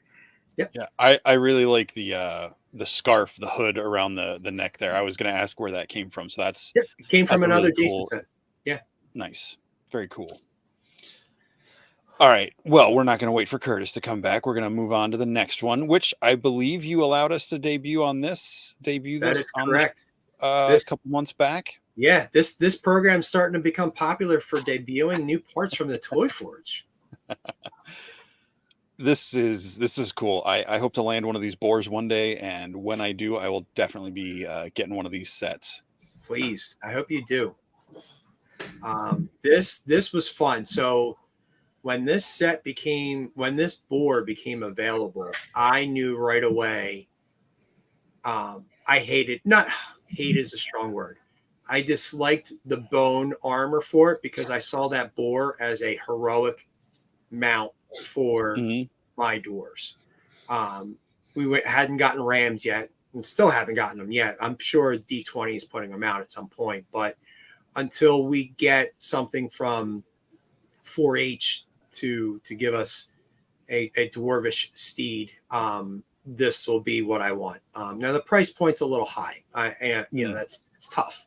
It's an expensive piece, so it's not like I'm going to have an army of these things. But I didn't want bone armor, and so worked on figuring out a way to make some changes. So I have a really good team, and you guys had Chris Frone on the other week. Chris is a part of that team. Shane is a great member of that team, and Thiago is a great member of that team. And we kind of worked together trying to figure out, what we could do to make this work. And we came up with this set. It's a faceplate. It's the top armor piece. It's the saddle. It's the stirrups.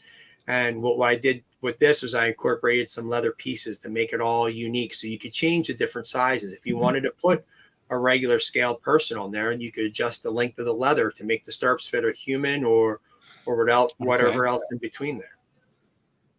Very cool.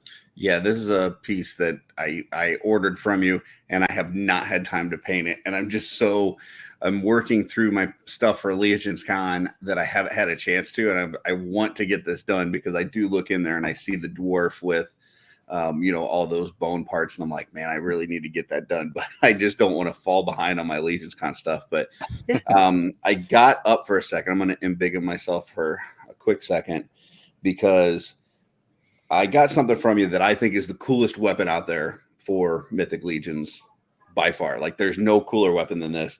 And I just want to show this off. So you made this, you're talking about crazy ideas. And it's like this handled weapon with 3 axe blades on chains. And I put it on this like really crazy goblin character. And like, that's just badass. Like, can you imagine this psycho goblin coming at you, swinging 3 fucking axes on chains? And that was a video that we shared to each other, wasn't it? Yeah. And it was one axe on a chain. Yeah.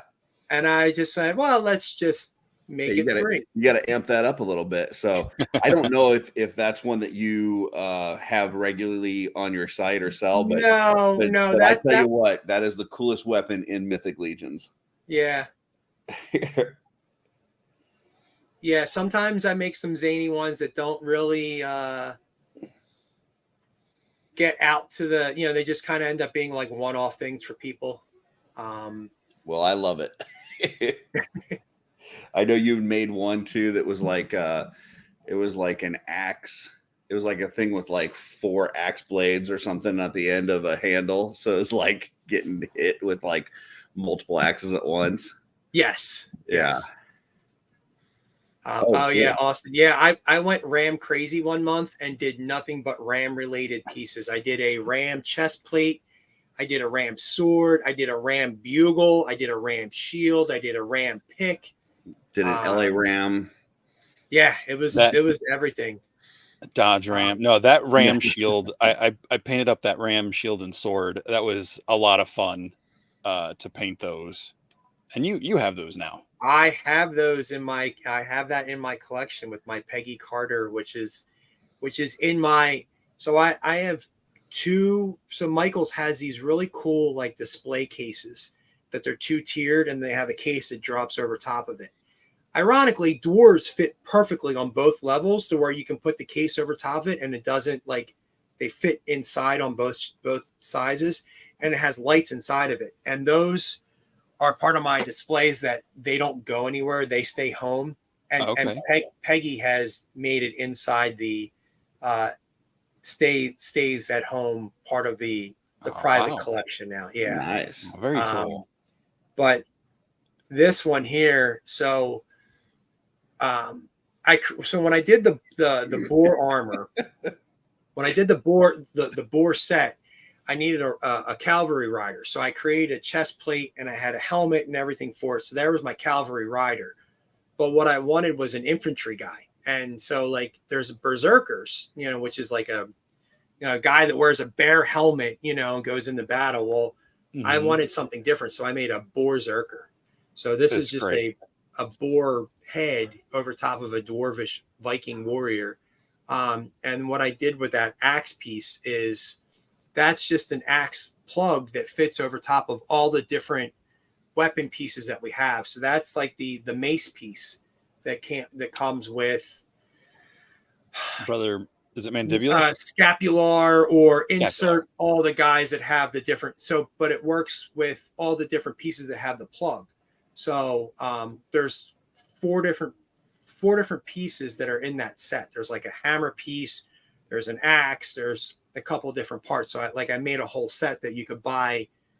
So it's just a good way to use up some of the staff pieces. If you're tired of using the same handful of weapon tops, well, I'm just giving you new weapon toppers to put in there. So like That's when great. people are throwing their skeletons in the recycling bin, keep the weapon first and then throw the skelly in there. And then Yes. Gotcha. Yep. Keep the arrow, keep the bow, keep the weapon Curtis, piece. Most of us like our toys and don't want to break and or throw them away. So Recycle bin skeletons. Do your part for the environment. Yeah. Here's your rider, your cavalryman with your infantry cavalry guy. and the infantry behind my nativity manger. Nice. When Christmas comes around, I will be scooping up a bunch of these. Don't be surprised if November 1st comes and these things pop up in my Walmart. I will be bringing a ton of these to Legion's Con. I'm just forewarning everyone. They're like, this guy really loves Christmas. Yeah. Again, like we were talking before about the nature shots. This is great. So this is down by I work in property management. I work in industrial property management, and I currently take care of over 50 properties between Pennsylvania, New Jersey, and Delaware. And this is a property down in Delaware. And behind it, there's a small creek that runs through. So I frequently grab figures on Thursdays when I'm in Delaware, and I'll run down and take various photos for different parts and pieces. And that is like 90% LBC. The only thing that's different, I think, is the sword. I cobbled together some parts and pieces, and the helmet's a little bit painted. For the majority of the other stuff, it's just kind of thrown together with the Xylernian guard and Bromden parts. Now, is this the same creek that I saw you do your boat video? No. Oh, okay. No, that boat, that one's actually not far from the Chickies and Pete's where we ate our crab fries at. Gotcha. Okay. Sorry, I just had my Xylernian guard just fell over on me. Jesse, where we ate at Chickies and Pete's, directly across the street, like where that Walmart is, I've got buildings back there that I take care of, and there's a small creek back there that runs out to the Perkium, and that I take a bunch of pictures down there, and that's where I had my Viking boat that I gifted to Patrick Boyle, that I put in the river or in the creek and let it run through, and took like a 30-second video of that. Oh, cool. I don't think I ever saw that. It's somewhere in my feed. This is a recent one that I had done. I utilized the drill bit, and then that head is a Camaro dude head that was done that I acquired in a trade. So I did not paint that. I won't take credit for that. I believe that's all Camaro dude. But then there are just parts and pieces I put together. That sword that you see came from a DC Primal Mr. Freeze that I painted it from the freeze part to just like a stone looking piece. And that, again, that's part of most of the stuff that you're seeing here is part of the 23 for Legion's Con 23. So, tonight's been a cheap little plug to promote some of the parts that are coming out for this year. And I love the wall plaques. Yeah, that was actually a Len thing. Len put these together and he said, I'm not sure what I'm going to do with it. You think you could, sell these? And I was like, yeah, no problem. So I have them. They're a part of the sale, and they're great. They have spikes in the back that slide right into the foam for foam dioramas. Oh, perfect. I'm gonna have to get a couple of those. Sure, no problem. Oh, So is that's that fine. new? That's brand new. We can do it. So this Uh, is a thing debuting tonight. I've been asked before about doing a gun axe. I did a half-ass cobbled together one a couple years ago that I've never really liked. So I worked together with Diago, and we put this new piece together. So what I did was I wanted to create an axe that is very handheld like. So, with the idea you could fire off a round and then, wield it in battle. And Curtis will like the idea that because I like to do things with chains, there's the big loop on the end. So we can chain it together and do a pair. And now you've got a swinging pair of nunchuck axes if you need to. Oh yeah. oh my gosh. So Yeah. I believe, is there another image after that, or is this the only one I sent you of this? There we go. Oh, next. Yep, there you go. So you've got the chains attached to it. So the open hand works great to hold it into the trigger. I don't know if you can see it from here. Oh, here, let's make you big real quick. Hold on. There we go. Holds it right in there like that. Nice. And then you can see the chain holding it there. And then perfect. That's great. So they can wheel that around kind of thing. So, yeah, so that's the first of a couple new pieces. I haven't decided on a date to drop them on the site just yet. Worst case scenario, they'll have them at RetroCon. Best case scenario, we'll have them a little earlier than that. Okay. And just FYI, for those of you watching, I did drop a little link in the chat there. That is a nice little tribute video that I did for our good friend Anthony here a while back. So yes. check that out after the show. Yes, I remember that. And then, so the next thing we're going to do, and this is going to be a little crowd involvement. How many people are still in here tonight? Right now we got 17, 16. 17 or 16. Okay. So I have been struggling with new things for Cosmic. This is going to sound weird, but I like rules.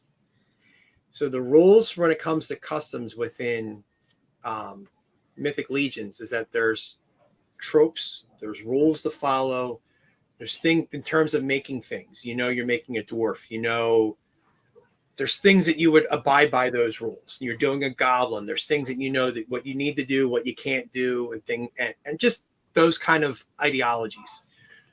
There's nothing to hold you back in Cosmic. And while that's kind of freeing, it's also terrifying. And I've been seeing some really cool stuff coming out. And I'm going, I never would have thought of that. I can't do that. But I also don't want to do generic. I just don't want to do your big-headed, alien that you'd see, at Roswell kind of stuff. So I've been struggling trying to come up with an alien head. Can I do accessories and parts and pieces? Sure. That's what the Toy Forge is known for. Are we going to do that? Sure. But I need to do a head to come out from us as well. So tonight I'm going to show you guys a new head that we're doing. And I don't know what to call it. So I think I want the audience here tonight to help me out with it. So Okay. we're gonna see if the audience can help me come up with a name for this thing. So when I promote it, I know what the hell to call it. So Jesse, if you want to show the first couple pieces, the first shot of this thing. Yeah. So it's got an arachnid kind of vibe to it because it's got some of those fangs in the front and it's got some of the the eyes and everything, but I like the idea of doing spikes. There's a couple of Star Wars races that have like those really cool spikes that kind of go around upper echelon of their forehead. So we've got some of that going on, and then I'm willing to take suggestions from anyone in the crowd if they got an idea. If not, or even Curtis or Jesse, if you got an idea, I know that there's a race of spiders that spiny spiders. Let me see if I can called Gaster Acantha that I was kind of leaning towards, and there's a cool image of how they kind of look spiny. I don't know. I've got no idea. So, like I said, I'm struggling with new ideas and new heads and trying to not do everything that everyone else is doing. Doing a standard human space marine, space trooper helmet, sure, we can do that too. But Emil's killing it with the stuff right now. Curtis, that trooper head that he named after you, oh my God, I want 10 of them, and I want you to paint a bunch of them for me. So, and we'll get there after Legion's Con. But yep. I need some ideas for what we want to do here. So, I see what's Joe have for an idea. Malleus. I guess he must see some Darth Maul vibes to it. Okay. That's cool. You know what? I didn't even pick up on that. I like that idea too. Now, Jess, I think I sent you I did paint one just to kind of get a vibe for how there's another shot from it. Some more of the spines. The first thing that popped in my head was like I don't know, Sporkler or something. I don't know. Like, I guess I usually get like He-Man type names in my head where it's like an or something, See, I like Patrick's Regesta. Yeah, that's cool. Nice. So, thinking like an ice spider kind of thing. Mm-hmm. The blues kind of pop. And as you can see with the pictures, it fits inside the collar. Yep. From the side. So you'll be able to put that on, and you'll be able to put the space helmet on as well. Don't mind the glare of the lighting, but so you'll be able to fit all the parts on for a Sentry. The Sentry is the only figure that I currently have. I still have to meet up with my retailer to be able to buy the rest of my figures still. So I know the mad rush for everyone to grab their stuff was on. So I'd like to see one of these in like Fury colors, like red skin with like glossy black spikes. Like a Maul, like a Darth Maul. Yeah. Well, I was just thinking something for like Fury Clan, but yeah, that's pretty cool. Got some more names here. I threw one into Arachnoid Venalius, the ice spider. I like that. That's cool. And here's my suggestion. Oh, I like that. Big Thor. Yep. Because I don't like spiders. Spiders are icky. And that head looks like it would make your fingers Thor from putting it on the body. Well, yeah, I mean, it's funny because I didn't think about it till after I printed it. And, again, safety is paramount when you're popping this thing off the plate and you get ready to remove the supports from it and you've got your rubber gloves on. You're going, oh, I hope I don't cut my gloves with all these spikes on it. Let's see. So we got a couple names here. We've got Malleus, we got Regesta, we got Arachnoid, we got, what's that? Areaton, yeah. Araxian. That's kind of cool. Ooh. Araxian. Taken from the Latin name of the giant thorny stick insect, Areaton. Yeah, I like those last three. I like Jesse's, I like Joel's, and Skelly Vader's. So I think those three are really good. I don't know how to bring up a voting tool in here, and I'm afraid to click off of this. No. Let's not do that because the last thing we need to do is see your frozen face again. So, yeah, let's. Well, we're going to remove my brother because that would be unfair to pick family. Uh-huh. And I think we can't pick a host because that would not be fair. And so I'm tossed between Patrick's Regesta and Skelevator's. Oh, wait, how did he change that? What did Skelly change it to? Aritoan, yeah. Ooh. That's kind of cool. What if you combined them?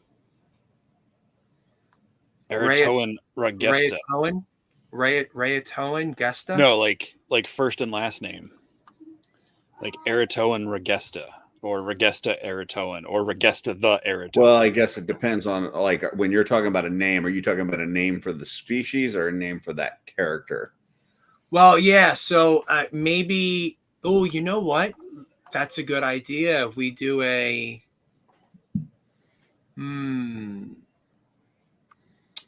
See, Because if you want people to like army build it and you're looking for a name for the species, Regesta feels like a name, and Aratoan feels like a species. Mm-hmm. Yep. Yeah, Regesta so. Eratoan. Okay, Yeah, I like you that. know what? Here's what we're gonna do. I think this head would probably be the first in a line of the Aratoans, and this head will be Regesta Aratonan. So I think our winners tonight are going to be Patrick Boyle and Skelevator, and this is Regesta Aratonan. And if Patrick and Skelevator can shoot me a message, I will send them each a head for helping me out in this. Beautiful. So we will make a species of Aratoans. Mark says Regesta of Eratoan, the patron saint of spiders. So I think we're going to do that. Beautiful. So awesome. And then we'll be able to do, we might be able to change the race based off of the spikes or something like that. Well, while we're in the process of giving stuff out, I know Jesse and I talked earlier this week about actually last week, I guess, about doing a giveaway on here. And I thought, since we got Anthony on the show, how about we give away a deluxe Legion Builder dwarf? This is a brand new Legion Builder. I just took it out of the package because it's easier to store my builders in these bags that I saw from Dork Lair. So deluxe Legion Builder dwarf, brand new. I'm going to call point of order on that. That is a bronze dwarf from the reinforcement. Oh yeah. I'm reading the tag. I was just playing nice, but yes, Jesse is correct. It says deluxe Legion Builder on the thing. You put the wrong figure in with the card, or the wrong card in with the wrong figure. Maybe they did that. Maybe with I don't know. Maybe they put that. Okay. Well, yeah. Hey, whatever the fuck this is, that's what you get. We're giving away a dwarf, people. Let's not look a gift dwarf in the mouth. There you go. So whatever the fuck that is, that's what you get. Yeah. Do we want to? You got a hashtag we want to do a giveaway on? How about if I disappear? I apologize. Can we do Decade of the Dwarf, because it seems like something we've really been pushing hard for lately? Sure. Hashtag Decade of the Dwarf. All right. You want to? Can you put up a? I'll get that hashtag. I'll put it in the chat. Well, I'll pull it up so we can see it. Oh, okay, gotcha. Never mind. Decade of the Dwarf. Okay. All right, let's bump this out and free shipping for anybody inside the U.S. Anybody outside the U.S., you owe me $50. No, I'm just kidding. Just free shipping for everybody, no matter where you are. All right, folks, go ahead. Slide down the Decade of the Dwarf. Decade. All right. So we've got your new gun axe nunchuck. We've got your new alien head. Any other? I know you were talking earlier about mixing in kind of the resin parts with the natural parts. Anything like that, like your RAM, that is coming for this year that you think you'll have done for Legions Con? Like I was saying before, it's been interesting. Interesting might be the wrong terminology, but Legions Con 2022, a lot of people took time off afterwards to like recharge and get their get themselves ready for the following year. I actually turned up the volume and went 10 times as hard and pushed so hard that I am now getting the burnout from it. And and of course it's like the worst time of year, because as we're like, the road to Legions Con is literally months away. Yeah, I think it's like 14 weeks at this point. Yeah, I could feel my heart racing as you say that. And I'm experiencing, the anxiety of, oh my God, I don't have it's not desire, but I'm lacking the urge to just push hard to keep going. Like I have my original schedule, I was supposed to be done these 23 customs before July. Like in June, because I needed to shift gears from that to start printing and being ready for the shows, to start printing and painting everything, and then start whatever the new project was going to be for Legions Con. And I'm not done my 23 customs. So, I have done some other things, like Patrick Boyle has been a huge guidance for me to remind me that I can't just keep doing the customs, just focusing on the 23 project. I need to do some customs for me. So there have been some projects I've done this year that are just for me. Yeah. Which have been, important. But I'm struggling to push through this. And I know, Curtis, you and I have talked privately. We go through some of these things. And Jesse, I know you've been public with, how you, have handled and struggled some of your, anxieties over the year, over the course, and, just in general.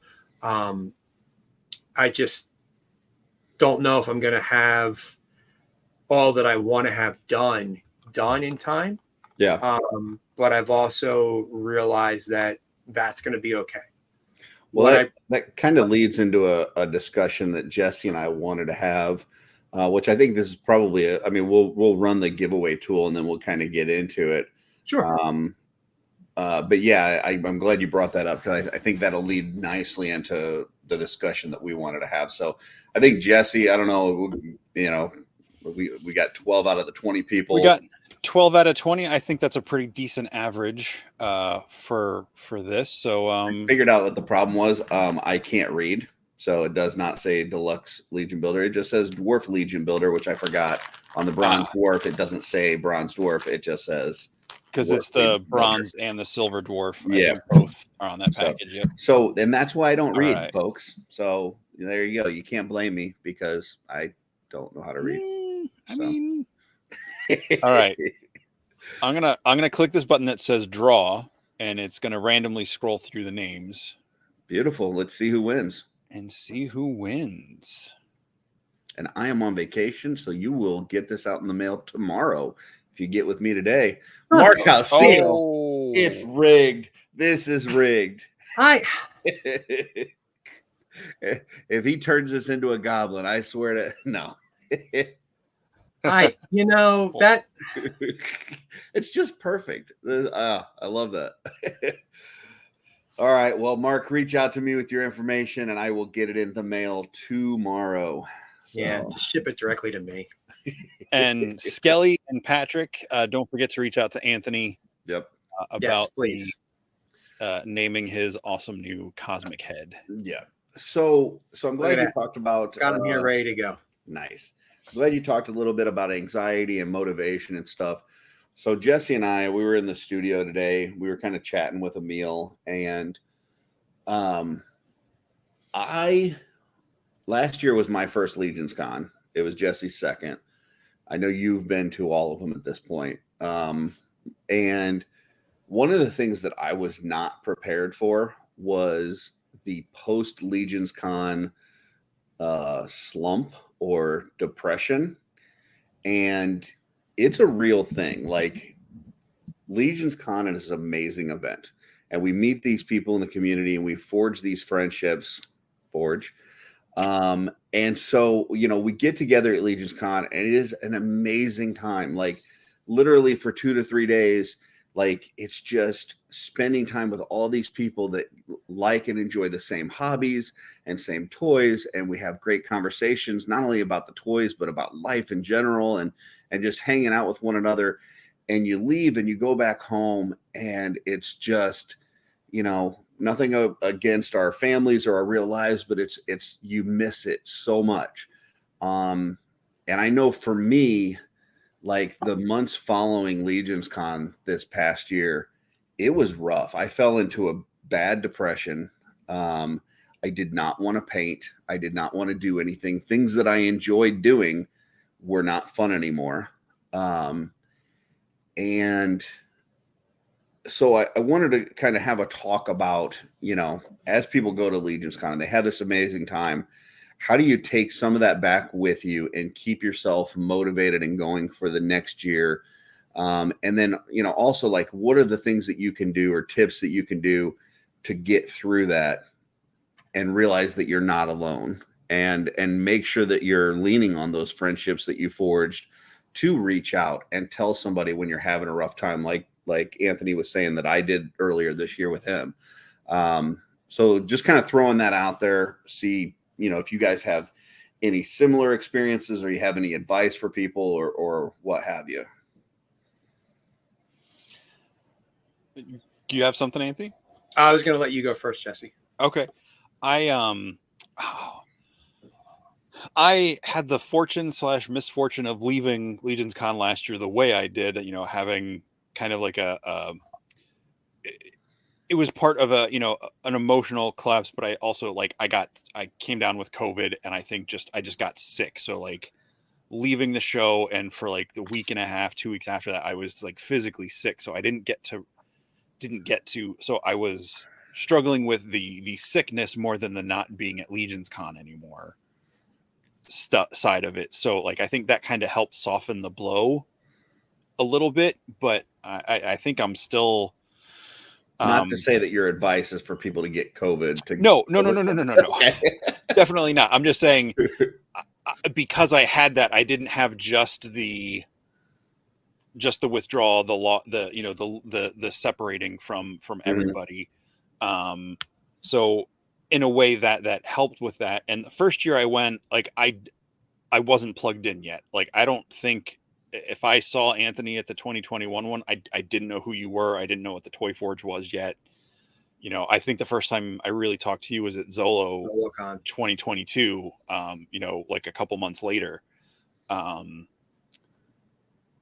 I've done other things, and, fortunately Sean lives right here. So I see him pretty regularly, like doing this show and like hanging out with Curtis every week on this has been a huge help. The studios, like having those paint sessions open and just talking to people, has been really cool. And just the group chats, like sometimes we're just, giving each other shit over, funny memes and stuff, but we do get to, I know everybody likes to like joke #real talk or whatever, but like it happens. I think we get to do those things.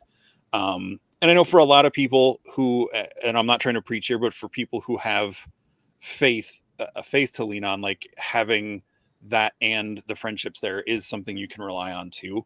But like, I've done trips to South Africa a few times, and coming back from those were really hard because you see the disparity between, like, even me, where I'm at financially, am richer than most of the people who I encountered over there. So there's this whole juxtaposition of, like, I need to get rid of all my stuff because I'm living this lavish lifestyle. So that, I was just able to talk to people from the group that went on this trip and share feelings and talk about stuff. And we're like, it's okay to feel that way, but like, you don't need to overreact. You don't need to get rid of all your stuff. Like, there's no judgment on that side from at least most of the people that we've been there with, because that's just where we live. It's not, and I'm trying to remember what the movie, the quote is from, or book, and I'm kicking myself for not being able to think it. It's like, don't be sad that it's over, but be happy that you got to participate in it. It's kind of the whole, like, better to love than lost and then never loved at all. But like, it's a similar thing, but I think it's easy to say as like a platitude or just something to say. But I think I think that is a thing, you know, to realize you had that window, you had that 3 days of getting to be with those people and you want to do it again. So like, just try to draw the goodness out of that experience, you know, think about the fun times. And I know, especially with depression and things that are more than just, I need to be happy about this, because that's a whole different set of things, you know, getting to talk to someone who's an official counselor, like a licensed counselor or whatever, I think is definitely, if it's something that's really causing a lot of like depression and like actual anxiety to where like you can't function on a day-to-day basis, like I would highly recommend talking to a professional of some sort. I mean, clearly a professional in that field, you know, not just a professional baseball player or something. But yeah, and then just, and I know I've talked about this before too, but my favorite book series, The Chronicles of Prydain, second book, The Black Cauldron, there's a character that says something to the effect of, you know, whatever you, or like wherever you can find more things to love in this world, whether it's the changing of the seasons or the shape of a river pebble, the more you add to the measure of your own heart, the more you find the love in this world, the more you add to the measure of your own heart. And I just think that's a really good thing. Like the more good you can look at and see that you had, and yeah, you don't have it now, but you had it. You had that experience. That was a real thing. So be happy that you had it, not sad that you don't have it in this exact moment, if that helps. Yeah. I think just kind of tag on to that, like, you know, don't suffer in silence. Don't do this alone. Like if you're going through these things, talk to somebody. I know there were several folks last year that knew that, you know, I have a panic disorder and I was really nervous. I didn't go to Legion's Con the year before because I was just too nervous to go. Like I was locked up and couldn't get there. And last year I went and there were several folks. I mean, you two, Santos is in the chat, Emil, that would check on me regularly throughout and just, hey, how you doing? You holding up okay? Like, is there anything you need? And, you know, so opening up to people, like, don't be afraid to, you know, I know in the past there's been kind of a stigma about mental health, and especially with guys, like we feel like we're too tough, that we shouldn't have to ask for help, or we shouldn't, you know, it's a sign of weakness or something. It's not. You know, so open up, you know, talk to people. If you've made friends in this community, you know, lean on them. That's what they're there for. As far as like the motivation and stuff, there's a painter that I was watching when I first got in this community that was kind of a miniature painter. And he said something once that really stuck with me, which is, if you're waiting for the motivation to come, you're always going to be waiting. You just got to start doing something. And when you start doing it, that's when you'll be motivated to do more. And it works with pretty much anything in life. Like if you want to start exercising, if you're waiting for the motivation to go exercise, it's probably never going to happen. But if you start exercising, you're going to get motivated to keep doing it. If you start painting, you just pick up a figure and you say, hey, I'm just going to do, 10 minutes of dry brushing today. And you do that. When you get done with that, you're going to want to do more. So just start doing something. And that would be my best advice. You know, like I said, lean on other people and then just start doing something and then go from there. So Anthony, what about you? Any other either things that you want to talk about or advice that you'd have for folks? I realized I should have just went first, because you guys really just, anything I'm going to say now is going to make me seem really stupid. Yeah. Not at all. Ditto. I mean, you know, our community is totally different than all the other toy communities. Like I know that whole cabal above all is, you know, crazy, and people, you know, a lot of people out there, you know, make fun of it or whatever, but you know, it's a real thing. Like we have some friends that we've established, or that we've, you know, friendships that we've made through this community that, you know, through the pandemic and everything else, that you know, there's a lot of people that probably wouldn't have made it through without having some of these chats and some of these people to have been able to lean on, because you can't always say how you feel to other people, but you can say how you feel to some of these chats, because not to say that there's a lot of people over the years, like some of us will never be able to put a face to a name or actually physically be able to see these people. So it feels a little easier to talk to some of these people about this stuff. I feel like, I don't know, maybe I'm crazy, but when you actually have them like in person, it's a little different. But then, when Legions Con happens and we're able to see a lot of these people that, we didn't think we'd ever be able to see, and you get to spend time with them, and really every moment of the weekend or whatever, and you're hanging out from the moment you wake up to the moment you go to sleep, and there's not a lot of time in between going to sleep and waking up again. And then suddenly you're like, all right, everyone's going, and you're like, oh, I really had a great time. And the inspiration that you got from other people, and we see all these photos online, and we always joke that the photos don't do everything justice, but like to be able to pick up like not pick up an Eric Miller custom, but be able to get right up to an Eric Miller custom and look at how beautiful his stuff is, or an Eric LeBron or a Dennis Derby or something, and like be able to pick their mind and talk to them in real time and see all that stuff, and then go home and then try to use that for like inspiration. Like that show just creates so much new creativity that like when you go home, you're almost overwhelmed. Like, oh my God, like where do I start? Where do I begin? What do I want to do? That it hits you like a ton of bricks. What it did for me was that I created a lot of new bonds and friendship. But then again, there was a lot of people that I had met in person that I had been talking to for years. But then there was also a lot of like Curtis, you and Billy, like since Legions Con, Curtis, I mean, you and Billy and me, and we've gotten a lot closer.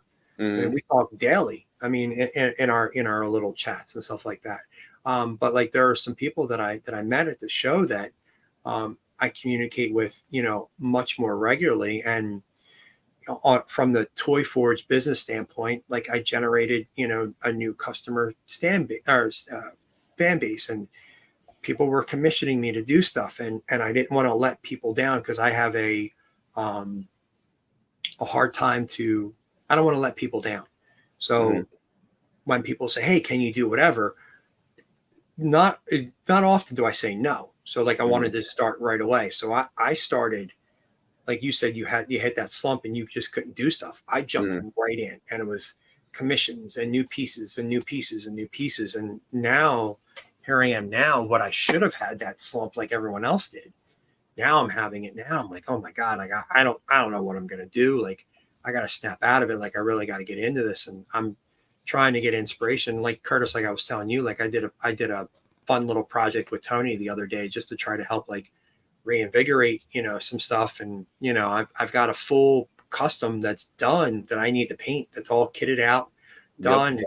I just can't, like it's not that I forced myself, but like late last night, I painted the alien head to just make sure I had it done for the show. But like I'm forcing myself to do things, not doing it because I want to do things. And right. I need to find a way to get back into wanting to do things. And it's that, I don't know, I'm sure you guys are running into that too. And finding that balance of wanting and having to do things. It's like when you watch some sort of sports movie, like a football movie, baseball, whatever, and you see this person that is maybe struggling or whatever, and they come to the realization that game used to be fun for them. Like they wanted to do this because they loved playing baseball or they loved playing football.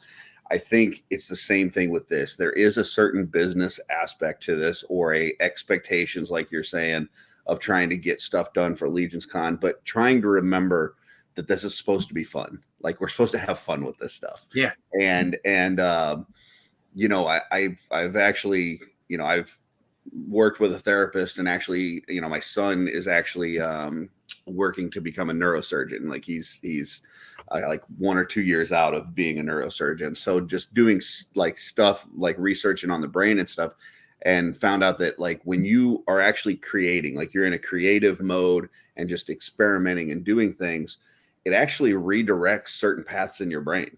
And, so the more that you're doing that kind of stuff, the more that it like you feel inspired and you want to do these things, and you're less focused on, the emotional side of things and, things that you have to do. You're more focused on the stuff that you want to do. And so, the more that you create, the more that you want to create. So that's why I said, just, try to get in and do it, but do it because you enjoy doing it. You hanging out with your son and doing stuff like that is a perfect example for sure. Yeah. Ed says here, neuroplasticity. So, what we have in our brains, just because you've done something one way or you've set the habit of doing it, doesn't mean that you can't change that you absolutely can. It just takes time, like everything else. So, let's see. What does Mark say here? What's funny about this conversation is in church today, during the, I don't know how to pronounce that. Homily. The priest talked about, collections and how we tie ourselves to our collections become part of us, and part of our identity. Yeah. So Mark's identity is he's a goblin. Yeah, I can see that. Yeah. So I mean, just a lot of good thoughts there. Jesse, did you have something else there? Yeah. I will say this, like, whether it's like actual like clinical depression or depression where you're just having a low period and it's not like a regular occurring thing, like it's okay to dive into that, like or go through it, rather, like feel the sadness, feel the like whatever it is, but just know it's a tunnel or a bridge and you're going to get to the other side of it, and it's going to get better. It doesn't make, while you're going through that tunnel or that bridge, any easier, other than just knowing it's coming. But like, don't, like, if you feel like sometimes you just not take a mental health day, which I do that from time to time, because like I'm just so, like a couple weeks ago I didn't do a show with you guys on Saturday night because I was like, I just need to not, even though I love talking about stuff, I just need to step back for a night. Yeah. Like coming out of the convention, being around all those people, it's like, it's not just that you're not in that group, like everything that you've been doing for the past 72 hours or whatever has been that, and people are leaving, and it's just literally leaving a vacuum. But write it out, feel it, like you said, talk to people, be able to lean on people, but try to make sure you're there to lean on, let someone else lean on you too. Oh, absolutely. Yeah. And which I know you were not saying just to lean on people, but like and sometimes for me specifically, like I don't know what's wrong. Like I just know I'm feeling down, I'm feeling this. So like yesterday I had stuff I needed to do. My apartment is trashed. I've got laundry all over the place that I have not put away from doing it this week. And Chris like, hey, I'm opening up a studio. You want to join? I was like, okay. So I joined in. So like, yeah, I'm like, you know what? I don't have people coming over. I don't care if my laundry's all over the living room. Like, I'm just going to go paint and have some fun and just enjoy that time. So, yeah, I think to your point, there's no problem with having those feelings. Just don't stay there, and don't stay there alone. Yes. When I found myself in that state earlier this year, I found myself, like I said, not painting, not doing the things that I was enjoying, staying up way late at night, just zombie scrolling the internet and watching movies and stuff. And then, I would get up and be tired all day. I'd sleep throughout most of the day. I'd just be taking naps. I was snapping at people. I got into some arguments with some of my close friends. I got some arguments with my family. I was just being an asshole. And I, at one point I didn't even realize that I was doing. And then I had a few people reach out and like, are you okay? Is everything all right? And, so like I said, just don't stay in that space, and, make sure that you're talking to somebody. So yeah, good conversation. Any other thoughts or closing thoughts on that? No, I mean, toys are fun. Let's just Toys. remember Yeah. at the end of the day, toys Yeah. toys are fun. I mean, There you go. we're here to collect them because they're an escape for things. So Yeah. don't let that rule your life either. Yeah. Yep. If they're meant to be played with. Like maybe you're not setting up, your whole play set and like playing through a story physically, but pop and swap, just move them around, get different poses, just have fun with it. Like, yeah, and yes, what Eddie's saying here, like don't stay in it. Yeah, I did not get to finish. I got sidetracked. And surround yourself with positive people. Like that's another one too. Like I know sometimes in our little group chats, like, especially if something comes out that we don't like, or somebody, posts something that we think is silly or are attacking the Four Horsemen or whatever, like we have a tendency to just kind of jump on that or whatever. But try to make sure that your interactions with people are a positive one too. So cool. All right. Well, I think that feels kind of like a show, unless you guys got anything else that you want to talk about, anything that we missed. I don't know. I think I need like a virtual hug or something right now. It won't be too long. 14 weeks. Please stop. We'll be getting stop saying that. Well, so here's what I'll say to you about getting ready for Legion's Con. Like you got to do what you got to do. Nobody can tell you what to do, but there is only so much time. And if like I wanted to have my book ready to go this year, it's not ready. So I'm like, all right, I just got to slide that off the table. A little disappointed I didn't work on it more, but it's still going to happen. Maybe you don't have everything ready to go, everything you wanted for this year, but I guarantee you everybody's going to enjoy whatever you do have, and you're going to have a blast, whether you have everything you wanted or 76% of what you wanted out. Trevor, please give yourself a break. Come on, Trevor. Trevor, please. He's got one of those Silverhawk figures that I need that I can't risk him breaking. Yeah. I would say, Anthony, if you show up with 21 for 23, nobody's going to be worried about it. Nobody's going to give you shit. So yeah. Mark, that's good. Totally agree. Yep. And I just tried this. That's kind of nice. Like, it's not the same as a real hug, but that's kind of nice. There you go. Yeah. Can we mention how awesome both Mark and his dad have been on the show the whole night? Pops is here too. Like that's been great. Yeah. I love those guys. Yeah, I love seeing their family at intern, and then throughout. Like I said, they were checking on me throughout the event, and yeah, they're great. So I missed Pops and everyone at ZoloCon this year. Mm. Yeah, they're down in Florida now. Yeah. Cool. So check out Anthony at RetroCon, which is when is RetroCon? Do you have the date? September 9th and 10th, I believe. Let me double check. Yeah, it's the second weekend of September. Yeah. What is that?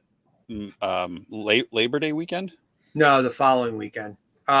There's a show. I think there's a ZoloCon Labor Day weekend where the following. Oh, is Labor Day weekend the first weekend? Yes. Let me okay. Looked at it. September. Yeah, we are. September 4th is Labor Day. So okay. RetroCon is the 9th and 10th of September. Okay. Beautiful. I will be on shows. So yes. So come check us out. Come check out Wolf King Customs. The street team will be there. I'm sure various members of the studio. Cookie will be there. We can celebrate his birthday. It'll be a good time. Be on the lookout for the gun chucks. See what I did there? Gun chucks. Gun chucks. Be on the lookout for the gun chucks and the Regesta Eratoan head. I wrote it down. Regesta Eratoan. There you go. How many chucks could a gun chuck if a gun chuck could chuck guns? Probably a lot. How did I get that? I don't know, but you can't say good morning or digital welcome for shit. Guys, I'm so glad I finally got to get on this show. I know scheduling was not the easiest for me to be a part of this, and thank you so much. It was thank fun. You so much. Serious. We looked at a lot of cool stuff. So yeah, it was a good show. So cool. Well, we're going to put you in the back. close out the show. If you've got to go, that's fine. If not, hang out and we'll be with you in a second as soon as we close out the show. And we'll go from there. Any closing thoughts for everybody? No, just thank you, everyone, and I'll see everyone else in a few weeks at RetroCon and Legions Con. Beautiful. Excellent. All right. We'll see you in a second. Thanks, Anthony. That was a lot of fun. It was. Yeah. And I liked going to the deep end there at the end. That was good. Good to talk about. Yeah, you never know what's going to happen on this show. That's true. I will say stuff wrong. You do know that will happen. Absolutely. There you go. You know we'll get a few absolutelys in there too. So well, I know you've been busy painting heads and doing stuff, so folks keep watching. I just finished my 10th this weekend. Nice. Yeah, I'll do another post here probably in the morning of the 4 that I finished today. So excellent. Yeah, it's been fun. So if you're in the Wolf Den, keep an eye out for the live studios. If you're not in the Wolf Den, join the Wolf Den, the Facebook group for the Wolf King Customs. Especially on the weekends, a bunch of us hang out in there talking as we paint, or just hanging out while other people are painting. But speaking of hanging out, next week on the show, we've got one of the winners of tonight's naming vote, the one and only Skellevator. Very nice. Joining us here on the Shelf next Sunday night, 9 p.m. Eastern time. So I know I've been getting to know Skelly a little bit through his channel and stuff with Oz. So it'll be cool to talk with him here next week. It'll be nice to talk a little He-Man. We don't usually talk too much He-Man on the show. So it'll be good. Yeah. Absolutely. Beautiful. All right. And then I don't know what we've got Friday. I don't know if we're doing, I'm thinking we're doing an off week. We don't know when our next regular scheduled one is. We're working around Jesse's schedule right now. So it's just Jesse's world and we're living in it. So, well, I mean, I don't know. We'll figure it out. If you're an OffWorld fan, be on the lookout in the Facebook group, the Legendati Facebook group. We'll post information on what we plan on doing Friday. If you did not check out the last show, check it out. It's a real fun one. And for whatever our next numbered episode is or whenever it is, take a look at the movie Cloak and Dagger. That's the Have You Ever. It's one of my favorites as a kid, and I recommended that for everybody to watch. And I just watched it yesterday with my family, and I will say I at least believe, and my kids thought that it held up, and we really enjoyed it. So, and that's Cloak and Dagger, the movie from the 80s, starring Henry Thomas, not the Marvel Cloak and Dagger series that was on. Yeah, there's also another movie from like 2012. It's not that one. This is 1984. It's got the kid from E.T. That played Elliot. So there you go. Henry Thomas. There you go. So other than that, and then Thursday, you got something going on for your Mythic Thursday? Minute? I don't know if I'll have a Mythic Minute this week or not. My oldest brother's coming into town. I'm not sure what all is going on yet, but keep your eye out in the Cabal for the post about that if I do one. Beautiful. All right. Well, we will see you folks next week. And until then, what's on your shelf?